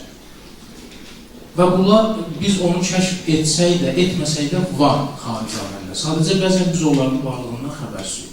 Amma ixtiralar sırf insanın ehtiyacı ilə bağlı olan məsələlərdir ki, insan onlara ehtiyac duyduqca, yəni o boşluğu özlərində hiss elədikcə onları kəşf edəməyə başlayırlar. Məsələn, bir dənə adi misal verim, suyun misalı. Su elə bir dənə fenomendir ki, İnsan ona ehtiyac duysa da var, duymasa da var. Amma burada bu cürdür ki, insan məsələn suya ehtiyac duymasa, artıq su yox, su var. Amma burada meyillənmə məsələsi var. İnsanın suya ehtiyacı olmasa, su yenə də var olaraq qalacaq, amma suya meyillənməsi olmayacaq. Burada bir dənə fərq meyillənməsi olmayacaq. Və bu cür misalları çox qurmaq olar. Məsələn, bəzi ehtiyac duyduğumuz misallar da bıraq, məsələn, dövlət kimi, hakimiyyət kimi. Bu cür fenomenlər sırf insan ehtiyacının məhsuludur. Əgər mən dövlətə, hakimiyyətə və bu qəbildən olan şeylərə ehtiyac duyuramsa, bunlar ixtira olunacaq və qarşıya çıxacaq. Yox, ehtiyac duymuramsa, bunlar yox olub gedəcək. Məsələn, yazı və dil kimi, belə deyək. Bu cür yanaşmada dini də bir növ insanın ixtirası kimi dəyərləndirsək, bəlkə də yanılmaq. Ola bilsin ki, razılaşmayanlar da olar, sadəcə bir fikirdir də deyil. Amma insanın ixtirası bir mənada yox ki, dini insan qondarıb və yaxud da özündən düzəldir. Sırf ehtiyac baxımından. Yəni, dinə insanlar ehtiyac duyduğu üçün din bu gün var. Əgər bu ehtiyac duyulmasa, din xaricdə olmuş olsa da belə, dinə meyl azalacaq. Həmən suyun misalındakı kimi. Başqa alternativ şeylər o meyllərin yerini dolduracaq. Dinə meyl azalacaq. Və bu da onun varlığının heç bir əhəmiyyət kəsb eləməməkə gətirib çıxardılacaq və nəticədə yox kimi bir şey olacaq. Bax, yaxşı, bu nədir axı? Din elə bir bəşər tarixi yoxdur ki, hər hansısa bir bəşər tarixini dinsiz təsəvvür edər. Mən din ümumi mənada deyirəm, amma təkcə tövhid dinləri nəzərdə tuturam. Din ümumi mənada. Yəni, elə bir bəşər tarixi olmuyor ki, orada din, hər hansısa bir inanc, belə deyək, din fenomeni mövcud olmasın. Bəs yaxşı, görəsən, nədir axı bu? Bu ehtiyac nədir ki? Əsrlər boyudur, bu fenomen ilə var olmağında davam edir.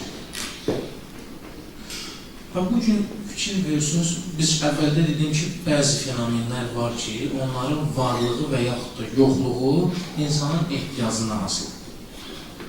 Baxın, bugün bəzi insanlar var ki, onların varlığı və yaxud da yoxluğu həmən fenomenlərdən asılıdır.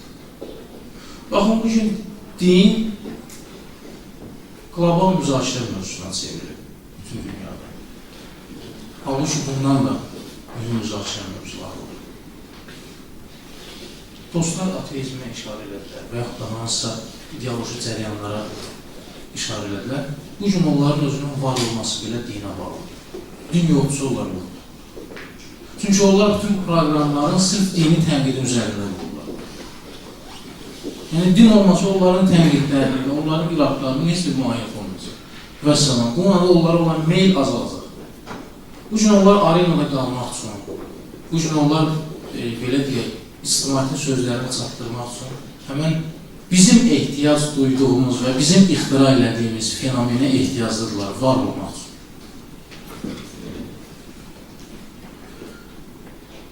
Və mən təsirlərdən əgər danışsaq və bu hisslər nədir, bu ehtiyaclar nədir?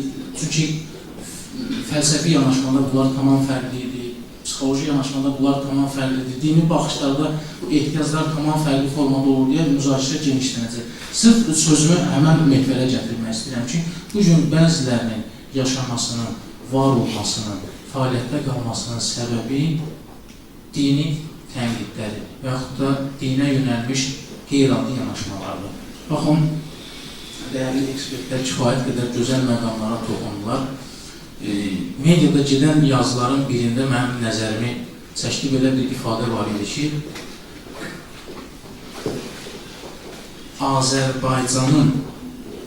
Azərbaycanda azlıq təşkil edən dini cərəyanın ənənəsini milli mənəvi dəyər kimi istimaiyyətə təqdim eləmək istəyirlər. Yəni, bu Aşura barəsində deyilən bir sözdür. Yəni, bəli, Azərbaycanda çox azlıq təşkil edən bir cərəyanın dəyərlərini milli mənəvi dəyər kimi təqdim eləməyə çalışır. Əslində, bu cür adamın daşıdığı hansısa hüquq və yaxud da ictimai post maraqlıdır. Çünki bunun təfəkkür tərzi çox aşağıdır. Bizim işimiz təfəkkür əldir. Əslində, həmən o dediyi azlıq və cərəyan kimi təqdim elədiyi azlıq Azərbaycan əhalisinin işdən çox faizini təşkil edir. Bu bir. İkincisi, biz hər hansısa bir ideoloji konsepsiyaya yanaşmada, hər hansısa bir fikrə yanaşmada bizə o fikrin hər hansısa bir azlıq və yaxud da hər hansısa bir fərqlər tərəfindən deyilməsinə yox, o fikrin, o konsepsiyasının öz çəkisinə, öz mahiyyətinə baxır. Mən boş-boşuna demədim, dövlət, hakimiyyət, bu cür şeylər insan ixtirasıdır. İnsanın ehtiyac duyduğu, bunlar var olacaq, ehtiyac duymasa bunlar yox olacaq. Eynən də din. Bugün İslam bizim dövlətçiliyin sütunlarından biridir. Düzdürmü? Deməli, hətta bizim dövlətçilik də var olmasında yenə bəşəriyyətin, insanların ehtiyac duyduğu ixtiraya, yəni dinə ehtiyaclıdır. Artıq burada nə eləmək lazımdır? Bu özülləri silkələmək lazımdır. Həmən fenomen kontekstdən çıxarılsa və dəyişdirilsə, artıq kifayət qədər başqa mövzular da öz kontekstindən çıxarılıb və dəyişdirilə bilər. Bu dəyişdirmənin biri nədir? Azlığın ənənəsi bizim milli mənəvi dəyər kimi təqdim olunur. Halbuki, yəni demək istəyir ki, güya belə deyil. Yəni, Hüseyinçilik özlə, belə deyir, artıq bir məsələ də yaratmaq istəyir, ad qoymaq istəyir. Yaxından uzaqdan belə deyək də, bizim xalqın ənənəsi ilə aidiyyat yoxdur, amma kifayət qədər dəyərli ekspertlər işarə elədilər. Yəni, Azərbaycan məmləkətinin, Azərbaycan əhalisi xəmiri belə deyək, Əhl-i-Beyt məhvətinə yox.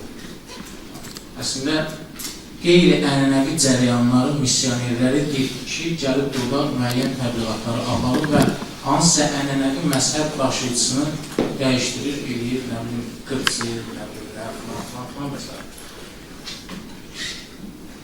Deməli, burada müəyyən nöqsanlar kimdədir? Müəyyən nöqsanlar bugünə kimi dəyərlərimizi doğru düzgün təqdim etməməyimizdədir. Ən böyük problem bizim özümüzə qayıdır. Müəyyən, baxın, boşluqlarımız çoxdur. Mən biraz Füzuli müəllim, Üstad Mirzəfər, Müsal müəllim, gözəl məqamlara toxundular, biraz belə deyək ki, ruhlandırıcı danışdılar. Amma mən tam fərqli danışacağım. Yox, vəziyyət isə yaxşıdır. Vəziyyət isə yaxşıdır. Razıyam fikirləri ilə. Amma belə deyək də, tolerantlıqdır da, tolerantlıq deyəcəm, tolerantlıq kəlməsindən bir irad tutulacaq ki, qərbin istifadə elədiyi kəlmədir, sən bundan istifadə edirsən. Yəni, biz tolerantlıq deyəndə, o demək deyir ki, hər bir ənənə, hər bir çərçivəyə sığmayan ənənə bizə təqdim olunacaq və biz tolerantlıq deyə buna susmalıyıq. Yəni, tolerantlığa əgər lüğəti mənada araşdırırsa, o başqa bir şeydir, terminoloji mənada başqa bir şeydir. Biz sırf dözümlülük mənasında tolerantlığa yanaşırıq. Dözümlülük də budur ki, mən bu zala tribunanın üstündən baxıram. Amma qardaş da qapının ağzından baxır. Əlbəttə ki, mənim gördüyüm mənzərə ilə onun gördüyü mənzərə tam fərqli olacaq. Biz tolerantlıq deyəndə bunu deyirik. Yəni, bu zala müxtəlif baxış pəncərələrinin mövcudluğunu qəbul edirik. Amma hələ işimiz yoxdur. Onun baxışı düzdür, mənim baxışım düzdür. Bu baxışlar reallıqdır və var, biz bu baxışların mövcudluğunu qəbul edirik. Bəli. Və dinə də bu cür baxışların, biz tolerantlıq deyəndə dinə müxtəlif pəncərələrdən baxışların mövcud olduğunu biz qəbul edirik. Hələ bunları araşdırmır, bu baxışların hansı düzdür, hansı səhvdir. Amma reallıq budur ki, belə bir baxışlar var. Amma bəzən artıq bu baxışları araşdırmaq və ortaq bir məxrəcə gəlmək üçün zəmin yaranır. Bu gün o zəminlərdən biridir. Bugün elə bir yerə gəlib çatmışım ki, İslam dünyada irticacı bir din kimi təqdim olunur. Hansısa məzhəb daxili problemlər qabardılır, ümumi dinin adına yazılır. Əgər belə deyək də, bu belə pis şeylərdirsə, bu nə bilim, məzhəb davası, məzhəb qırğını müəyyən mənada irticadsa, insanlıqdan uzaqdırsa, biz bugünkü gün dünyaya humanizmdən dəm vuran Fransada Valfarmey gecəsinin adını çəkək. Katoliklər və protestantlar belə deyək, hansısa ideoloji məsələnin üstünə yürüyündürürlər.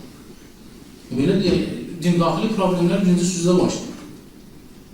Heç İsrailin öz peyğəmbərlərinin öldürdüyü məsələni önə çəkən yox. Hansı ki, bugün bəzi yahudilər də Quran-Kərimdən istifadə edib deyirlər ki, hətta sizin Quran belə bizim ən hörmətli ümmət olduğumuzu deyir. Amma ən böyük ixtilaflara da bəşər arasında salan pullar olur. Heç bunun adını seçən yox. Nədənsə bilmirəm bu İslam dininədirsə, hamı musulmanın İslam dininə. Sən demə dünyada elə Həzrət Adəmin də cənnətdən qovulmasına səbəbi müsəlman olmasıymış. Yəni, bugün Fransa müəyyən mənada düzdür, orada baş verən hadisələr insan olaraq, dini, milli, irqi daşıyıcıları qorur qurağa, insan olaraq hamımızı narahat edir. Çünki ən azından bu iltizamı biz də yaşamışıq. 20 yanvarı görmüşük, Xocalını görmüşük, metroda olan terrorları görmüşük. Amma bugün ən azından bu həmən dövlətlərin ikili standartının nəticəsidir. Bəs Fransa bilmirdi ki, Əl-Cəzairi fəth eləyəndə, Əl-Cəzairdə günahsız insanların başını kəsəndə, onları orada terror törədəndə və bir gün bunun orada kəsilən başların qanı bunun öz cəmaatının da üstünə çiyləyəcək. Amma əslində bir aldığım kimi məsələ millət-xalq məsələsidir. Məsələ dünyanı idarə edən super güclərin bir-birinə güc sərgiləməsidir və bunun üçün də müəyyən vasitələrdən istifadə edirlər.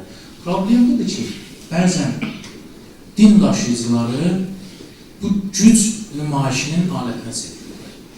Yəni, böyük problemlər burada. Yəni, din daşıyıcılarından hansısa bir siyasi hədəfi icra eləmək üçün hansı söhbətlər istifadə edir. Yəni, böyük problemlər burada. Bunun kifayət qədər səbəbi var. Bugün biz qərb, şərq, təqribən demək olar ki, bütün mediada, mövzularda sanki qərblə şərqin mübarizəsi gedir. Əslində, qərblə şərqə yanaşmamız da biraz fərqli olmalıdır. Çünki qərb bugün bəşəriyyətə Aristotel, Əflatun kimi mütəfəkkirlər bəxş edir. Və şərq bəşəriyyətə İbn Sina kimi, Molla Sədra kimi və bu kimi şəxslər hədiyyə edir. Yəni, məsələ qərblə şərqin məsələsidir. Bir zaman qərb və yaxud da şərq və qərb arasında sivilizasiya mübadiləsi gedirsə, bugün qərb ilə şərq arasında ancaq irtica mübadiləsi gedir. Bugün şərq qərbə ancaq terrorist transfer edir, qərb və şərqə ancaq həmcins basır. Və bu kimi anormal ehtiyacı tələbatları olan şəxslər. Əslində, biz qərb deyəndə, qərbi tənqid eləyəndə, qərbin həmən irticası super güclərin tənqid edilir. Qərbin belə deyək, aydın fikirli, elm adamları ilə və yaxud da insanların həmçinin problemimiz yoxdur. Həmən yanaşma şərqə də aiddir. Əslində, bugün problem onun üzərində qurulur ki, Azərbaycan, elə deyək, dəfələrlə də bu fikirlər səslənir. Azərbaycan yeganə, bəlkə də deyərdim, dövlətdir ki, burada təbii şəkildə məsələ qarşıdurması yaranmır. Və bunun da səbəbi həmən ortaq meyyər olan Azərbaycan Hüseynidir. Ki, hətta məhərrəm aylarında əl-sünnə qardaşlarımız belə əzallarına, mən şahid olmuşam şəxsən. Əzallarına gəldilər, əzal saxlayıblar. Ən azından toy eləməyirlər, şadlıq eləməyirlər. Amma qeyri-ənənəvi cərəyanlar Azərbaycana ayaq açandan sonra Həzrət Hüseyin oldu asi. Həzrət Hüseynin ənənəsi oldu xurafa və bu kimi kifayət qədər şeylər və nəticə etibarilə bu boyda məmləkətin ənənəvi məzhəb daşıyıcıları sən demə illərdir bütpərəst etmişlər. Əsas məsələ, belə deyək, qiyal dediyim kimi, Azərbaycan yeganə dövlətdir ki, bəlkə də deyərdim, təbii şəkildə burada məzhəb qarşılaması olmur. Və bugün kimlərsə müəyyən mənada, kimlərinsə sadəlövlüyündən mi deyim, və yaxud da düşünülmüş şəkildə mi deyim, bəzi məsələləri qabardaraq məzhəb daxili problemlər yaratmaq istəyir. Əslində, bu nə bizim dövlətçiliyə xeyir olacaq, nə də adi şübhəyə xeyir olacaq. Nəticədə qazananlar üçüncü tərəflər olacaq. Tarix bu, millətləri parçalayıb, qarşı durmalar yaradıb, belə deyək, suyu lilləndirib balı tutanlar burada balıqlarını tutacaq. Və bu baxımdan xüsusən dini camiyə bu məsələlərdə çox diqqətli olmalıdır. Çünki dini camiyyənin üstündə manevrlər olur. Çünki manevrdə eləməyə müəyyən mənada haqları var. Çünki tarix boyu bəzi reformlar məhz din daşıyıcılarının, hansısa ideoloji məktəblərin əli ilə oldu. İstəyir səmavi dinlər olsun, istəyir xurafi dinlər. Yəni bu baxımdan, dindarların öhdəsinə çox böyük məsuliyyət düşür. Daşıdığımız dini hər bir sahədə, cəmiyyətə olduğu kimi təqdim edə bilməməyimizin nəticəsidir. Bu gün belə deyək, bu şillələr deyil. 1400 ildir İmam Hüseynə hər cür töhmətlər olunmuşdur, hər cür təzyiqlər olunmuşdur. Amma 1400 ildir İmam Hüseynin adı irtica və terrorçuluqla eyni sırada çəkilməmişdir ki, onu da çəkdilər. Bunun nəticəsi nədir? Üstadların, dəyərli ekspertlərin hamısının dediyi boşluqlarımız. Yəni, din elə deyək, ruhani istehsalı ilə məşğuldur ki,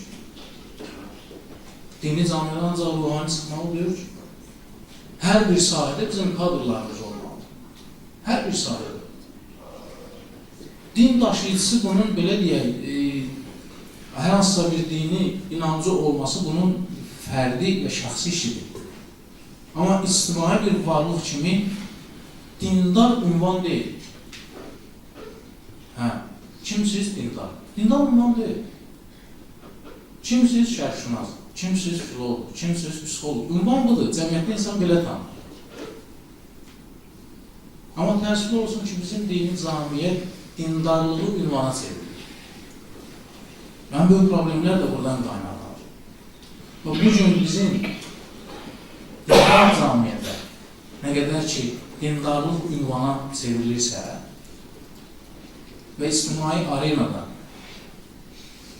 dindarlıqdan başqa dindara verilən ünvanlar yoxdursa, bu problemlər yaşanacaq.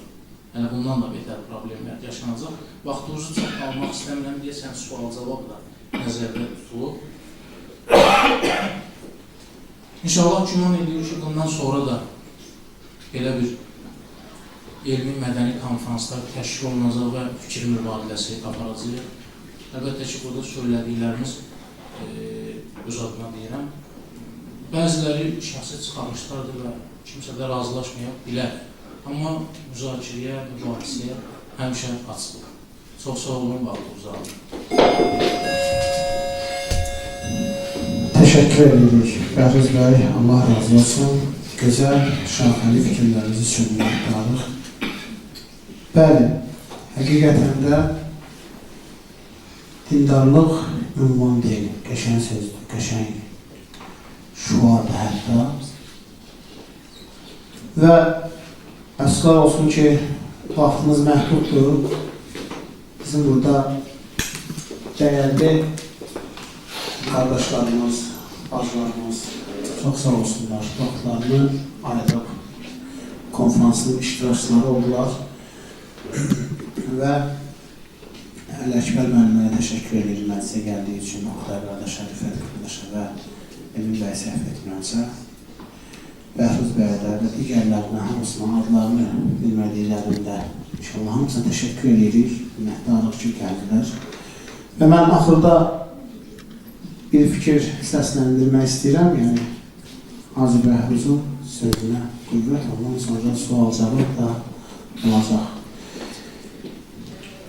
Budur ki, bir zamanlar mən bunu Facebook statusunda da yazmışdım. Bir zamanlar anam, yəni anamız bəlkə də bir çoxlarının başına gəlib bu hadisə, yəni kimlərsə bilir bunu. Bir zamanlar analarımız bizə Allah baba kimi təqdim etsə də, o baba daha çox sülsevər, daha çox mehriban bir Allah kimi görsənirdi bizə. Uşaq ikən sanki başında sığal çəkərdi, sanki daha çox şəfqət göstərərdi. İndiki mütəal Allah, yəni təbii ki, biraz bizim indiki keçmiş zamanda gələcək sayına aid etmiş kimi görsənməyim, təqdim olunan Allahdan gedir söhbət. Zamanə məkana sığdırılmayan mütəal Allah, Allahu Əkbər, baş kəsmələrdən, qan tökmələrdən təqdim olunmaqdadır. Yəni, hətta böyüklərə belə bu günləri elm sahiblərinə, belə deyək, qəlbi mütəfəkkirlərinə, başqa bir insanların özlərinə belə hegemon görsənən belə bir Allah bundan sonra hər halda azyaşlı uşaqlara sülsevər tanrı kimi görülməsi biraz sual altındadır. Bizim uşaqlıqda tanıdığımız babanın, Allah babanın ən azı babalıq iddiası yox idi. Allah razı olsun. Allah bizi müteal Allah'ın yolunu sabit tutanlardan qərar versin. Təşəkkür edirik diqqətiniz üçün və xahiş edirik. Kimin sualı varsa çox lakanik, qısa, bəli, buyurun. Vaxtımız məhduddur. Buyurun. Əvvəla Füzuli bəyin dediyi bir şeyə dəqiq bilmək istəyirəm. Hansı ki, dedi, hal-hazırda məscidlərdə tamamən irəliləyiş var, həqiqətən doğrudur. Amma təəssüflər olsun ki, bugün sosial şəbəkələrdə bizim məscidlərdən çox İranın, Turanın, digər yerlərin rock stilli mərsələri ön plana çıxarılır və bu da bizim üçün minusdur. Yəni, əsasən gəzlər buna diqqət edilməlidir. İkinci, dedi ki, səfərlərdən də əvvəl Şükran, Taban, Füzuli və digərləri Aşura haqqında fikirlərləri sürür. Nəsimi falan, bunlar düzdür. Amma Əli Şəriətinin belə bir fikrini də oxumuşdum mən ki, Səfərlərin Şərqi Avropaya gizli bir bağlılığı var idi və Səfərin mollaları Şərqi Avropadan məsəl üçün İsa Peyğəmbərin, Xristiyanlar ki, İsa'ya Həzrət Allah keçirdiklərini, xurafat falan, bunlar hamısını Səfərin mollaları İrana, İslama cavab verdilər. Bu haqda sən Fərqi yoxdur, kim istəsə cavablandırır.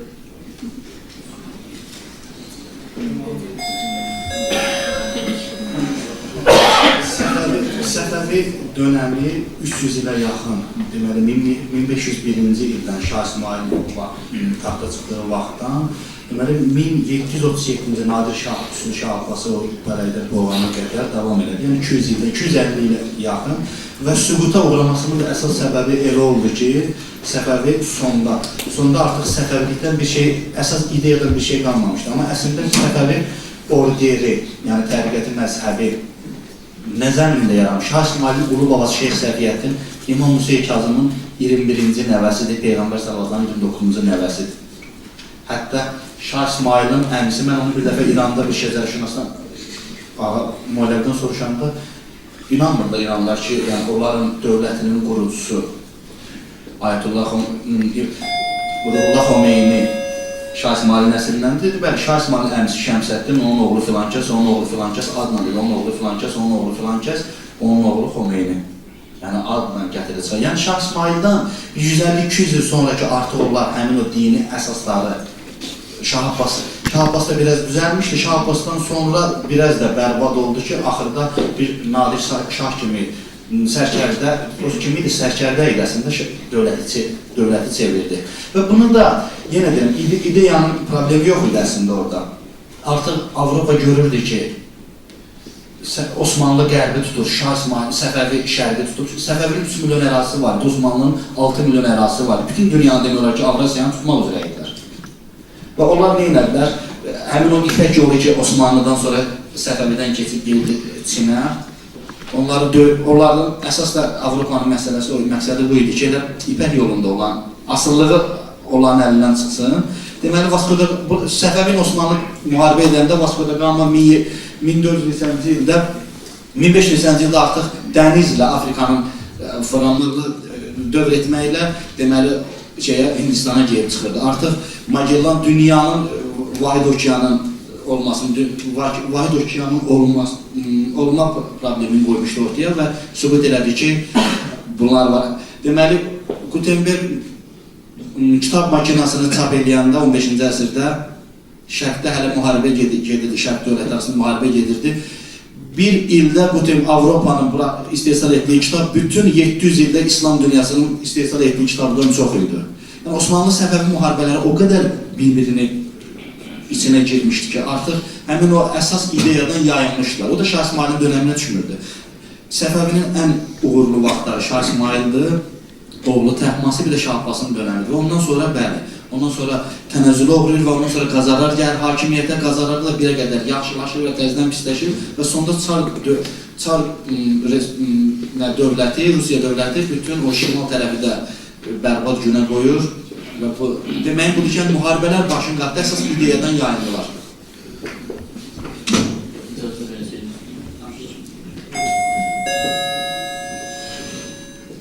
Bu Səfəvi söhbəti xanım. Əvvəla bu adam yəni şiəliyi Səfəvilərlə bağlayırlar. Onlar demirlər Səfəvilər şiəliyi gücləndirir. Onlar deyirlər şiəliyi Səfəvilər yaradır. Müsəlmanın dediyi ona cavab idi. Səfəvilər yaratmayıb şiəliyi. Bu açıq-aşkardır. Bu regionda şiəliyə əsas etibarilə yaranıb Əli-İslam dövründə Əli-İslamın Nəhcübələrədə Azərbaycan əyalətinin valisi Əşəs ibn Qeysə məktubu var. Öz valisi. Əli-İslam bilirsiniz şiəliyin banisi. Sonraki dönəmdə əsasən yaranıb Xacı Nəsrəddin Tusinin tərəfindən o hülakülərin vəziri olandan sonra çox bu sahədə işlədi və yəqin ki, bilənlər bilir, ilk şiə etiqad kitabı Təcridül Etiqad Tusinindir ki, Əllamə ildi və ona şərh yazıb. Hətta bunların hamısını bir kənara qoysaq belə, mənim əzizim, şiəli adlı bir ideologiya var və tamamilə fəlsəfəyə, məntiqə əsaslanır. Bunu Səfəvi yaradır, Allah canı sağ eləsin. Osmanlı yaradır, Allah canı sağ eləsin. Buna məntiqlə, dəlillə, etirazın nədir? Kim yaradıb, nə önəmi var? Moltanı yaradıb. Etirazın nədir? Məntiqin nədir, dəlilin nədir? Bütün bunlar məntiqdən, dəlildən qaçmaq üçün yaradılan, o mətbuatlarda yaradılan auradır. Hüseynçilik adlı terrorizm. Bu bir dənə attı, termin attı cəmaatın ağzına. Bilirsiniz, indiki dövrdə deyirlər, Peyğəmbər qaçaqçılıqla məşğul olub. Neyniyib? Əbu Süfyanın karvanının qarşısını alıb. Quldur kimi. Əbu Süfyanın karvanındakılar Peyğəmbərin ətrafındakilərin əmlakı idi. Peyğəmbər din gətirib, zorla gətirib. Lap belə qəbul edirəm, zorla gətirib. Etirazın nədir? Sözünüdür. Bir nəfər zorla səni cənnətə aparır. Nədir dərdin? Söhbət budur. Bizi o məntiqi çərçivədən çıxardırlar. Filan kəs yaratdı, bəhmən kəs yaratdı. Kim yaratdı? Pis eləyib, yaxşı eləyib, özü bilər. Nə deyir müsəlman? Təxminən 10 milyon kvadrat metrdən çox ərazi müsəlmanların hakimiyyəti altında idi. Budur bizim külbaşlığımız. Hanı 10 milyon ərazi? İspaniyada heç tumlu müsəlman tapı olmuyor. Halbuki Mühyiddin İbn Ərəbinin vətənidir bu. İndi bəzi sözlər, mən bunu dedim, bəziləri dedi ki, o İspaniyanın bizən harasındandır. Heç dəxli var. İspaniyalıdır ya yox? Bağdad qılaqlar qılmış İspaniya 900 əsrdən. Bu da əsas məsələ, məntiqi təsvir etmək lazım söhbəti. Dəyərli ekspertlər şiə dövlətinin belə deyək, şiəçiliyin mənşəyini işarə edilər. Amma doktor Əli Şəriətinin iradı müəyyən mənada bunu ehtiva edir, amma başqa tərəflər də var. Çünki doktor Əli Şəriətlərin də qabaq bu iradlar olunur. Və doktor Əli Şəriət bu sözü deməmişdən qabaq mərhum Mürtəza Mütəhərrənin sözü deyir ki, Aşura, sırf Aşura ilə bağlı, Aşura ənənələrində bəzi rituallar, bəzi alimlər ortodoks kilsəsindən bizə keçmək. Bu deyilir. Baxın, mən buna ənənələrə müəyyən yanaşmalar var. Hər bir ənənə. İstər dini olsun, istər dini olsun. Birinci yanaşma ənənənin şuur tərəfi. Yəni görüntü tərəfi, görsənə tərəfi. Bu heç bir nə əqlə söykənir, nə məntiqə söykənir, bizə deyil. Bu inki aşıqlərin bilinirsi eşq tərəfidir. Yəni bunun psixoloji tərəfləri də var ki, hər bir millətin, hər bir xalqın müəyyən hadisələrlə bağlı öz emosiyalarını biruzə vermə tələbləri var, ehtiyacları var. Bu da hər bir xalqın özünün belə deyil, mədəniyyətinə, təfəkkürünə və psixologiyasına xas bir şeydir. İkinci yanaşma əqli yanaşmadır. Hər bir ənənəni biz əql və məntiq süzgəcindən keçiririk. Hansı ənənə, əqlin, məntiqin təsdiqinə, belə deyək, ləbbeyk deyirsə, biz o ənənəni qəbul edirik. Hansı ənənə, əql və məntiq çərçivəsinə sığmırsa, biz o ənənəni qəbul edirik. Üçüncü yanaşma bu ikisinin sintezidir. Əql və şuur qarışır. İndi burada əsas məsələ həmən şuuru təyin eləməkdir, birinci şuur. Çünki bəzi ənənələr, yaxud deyim ki, əgər Aşuraya sızdırılıbsa ki, və bu belədir, sızdırılıb, çünki Aşuranın həqiqi mahiyyətini dəyişmək üçün onun müəyyən xurafi ayinlərlə doldurmaq lazımdır. Təsvir olsun ki, biz müsəlmanlar il qabağı fikirləşiyoruz, İslam düşmənləri 15 il, 20 il, əsrlər qabağı fikirləşiyoruz. İndi biz bu ayinlərə baxırıq. Məsələn, bəzi ənənələr var ki, başqa dinlərdən bizə keçib. Məsələn, tövhid, təkallahçılıq və yaxud da peyğəmbərçilik. İndi biz deyək ki, bu tövhid ideologiyası Yahudilərdə də olub, Məsihlərdə də olub deyə biz bunu əks eləmirik. Yox. Və yaxud da hansısa ibadət ayinləri, orucluq, əvvəlki dinlərdə də olub. Biz deyək ki, o dinlərdə olub deyə biz bunu əks eləmirik. O dinlərdə bəzi xurafi şeylər, biz baxıb görürük ki, məsələn, həmən dönəmdə Həzrət İsa'nın çarmıxa çəkilməsini faciə kimi qəbul edib, bunu özləri üçün faciə hesab edənlər müəyyən emosiyaların bu şeylə çıxardılar.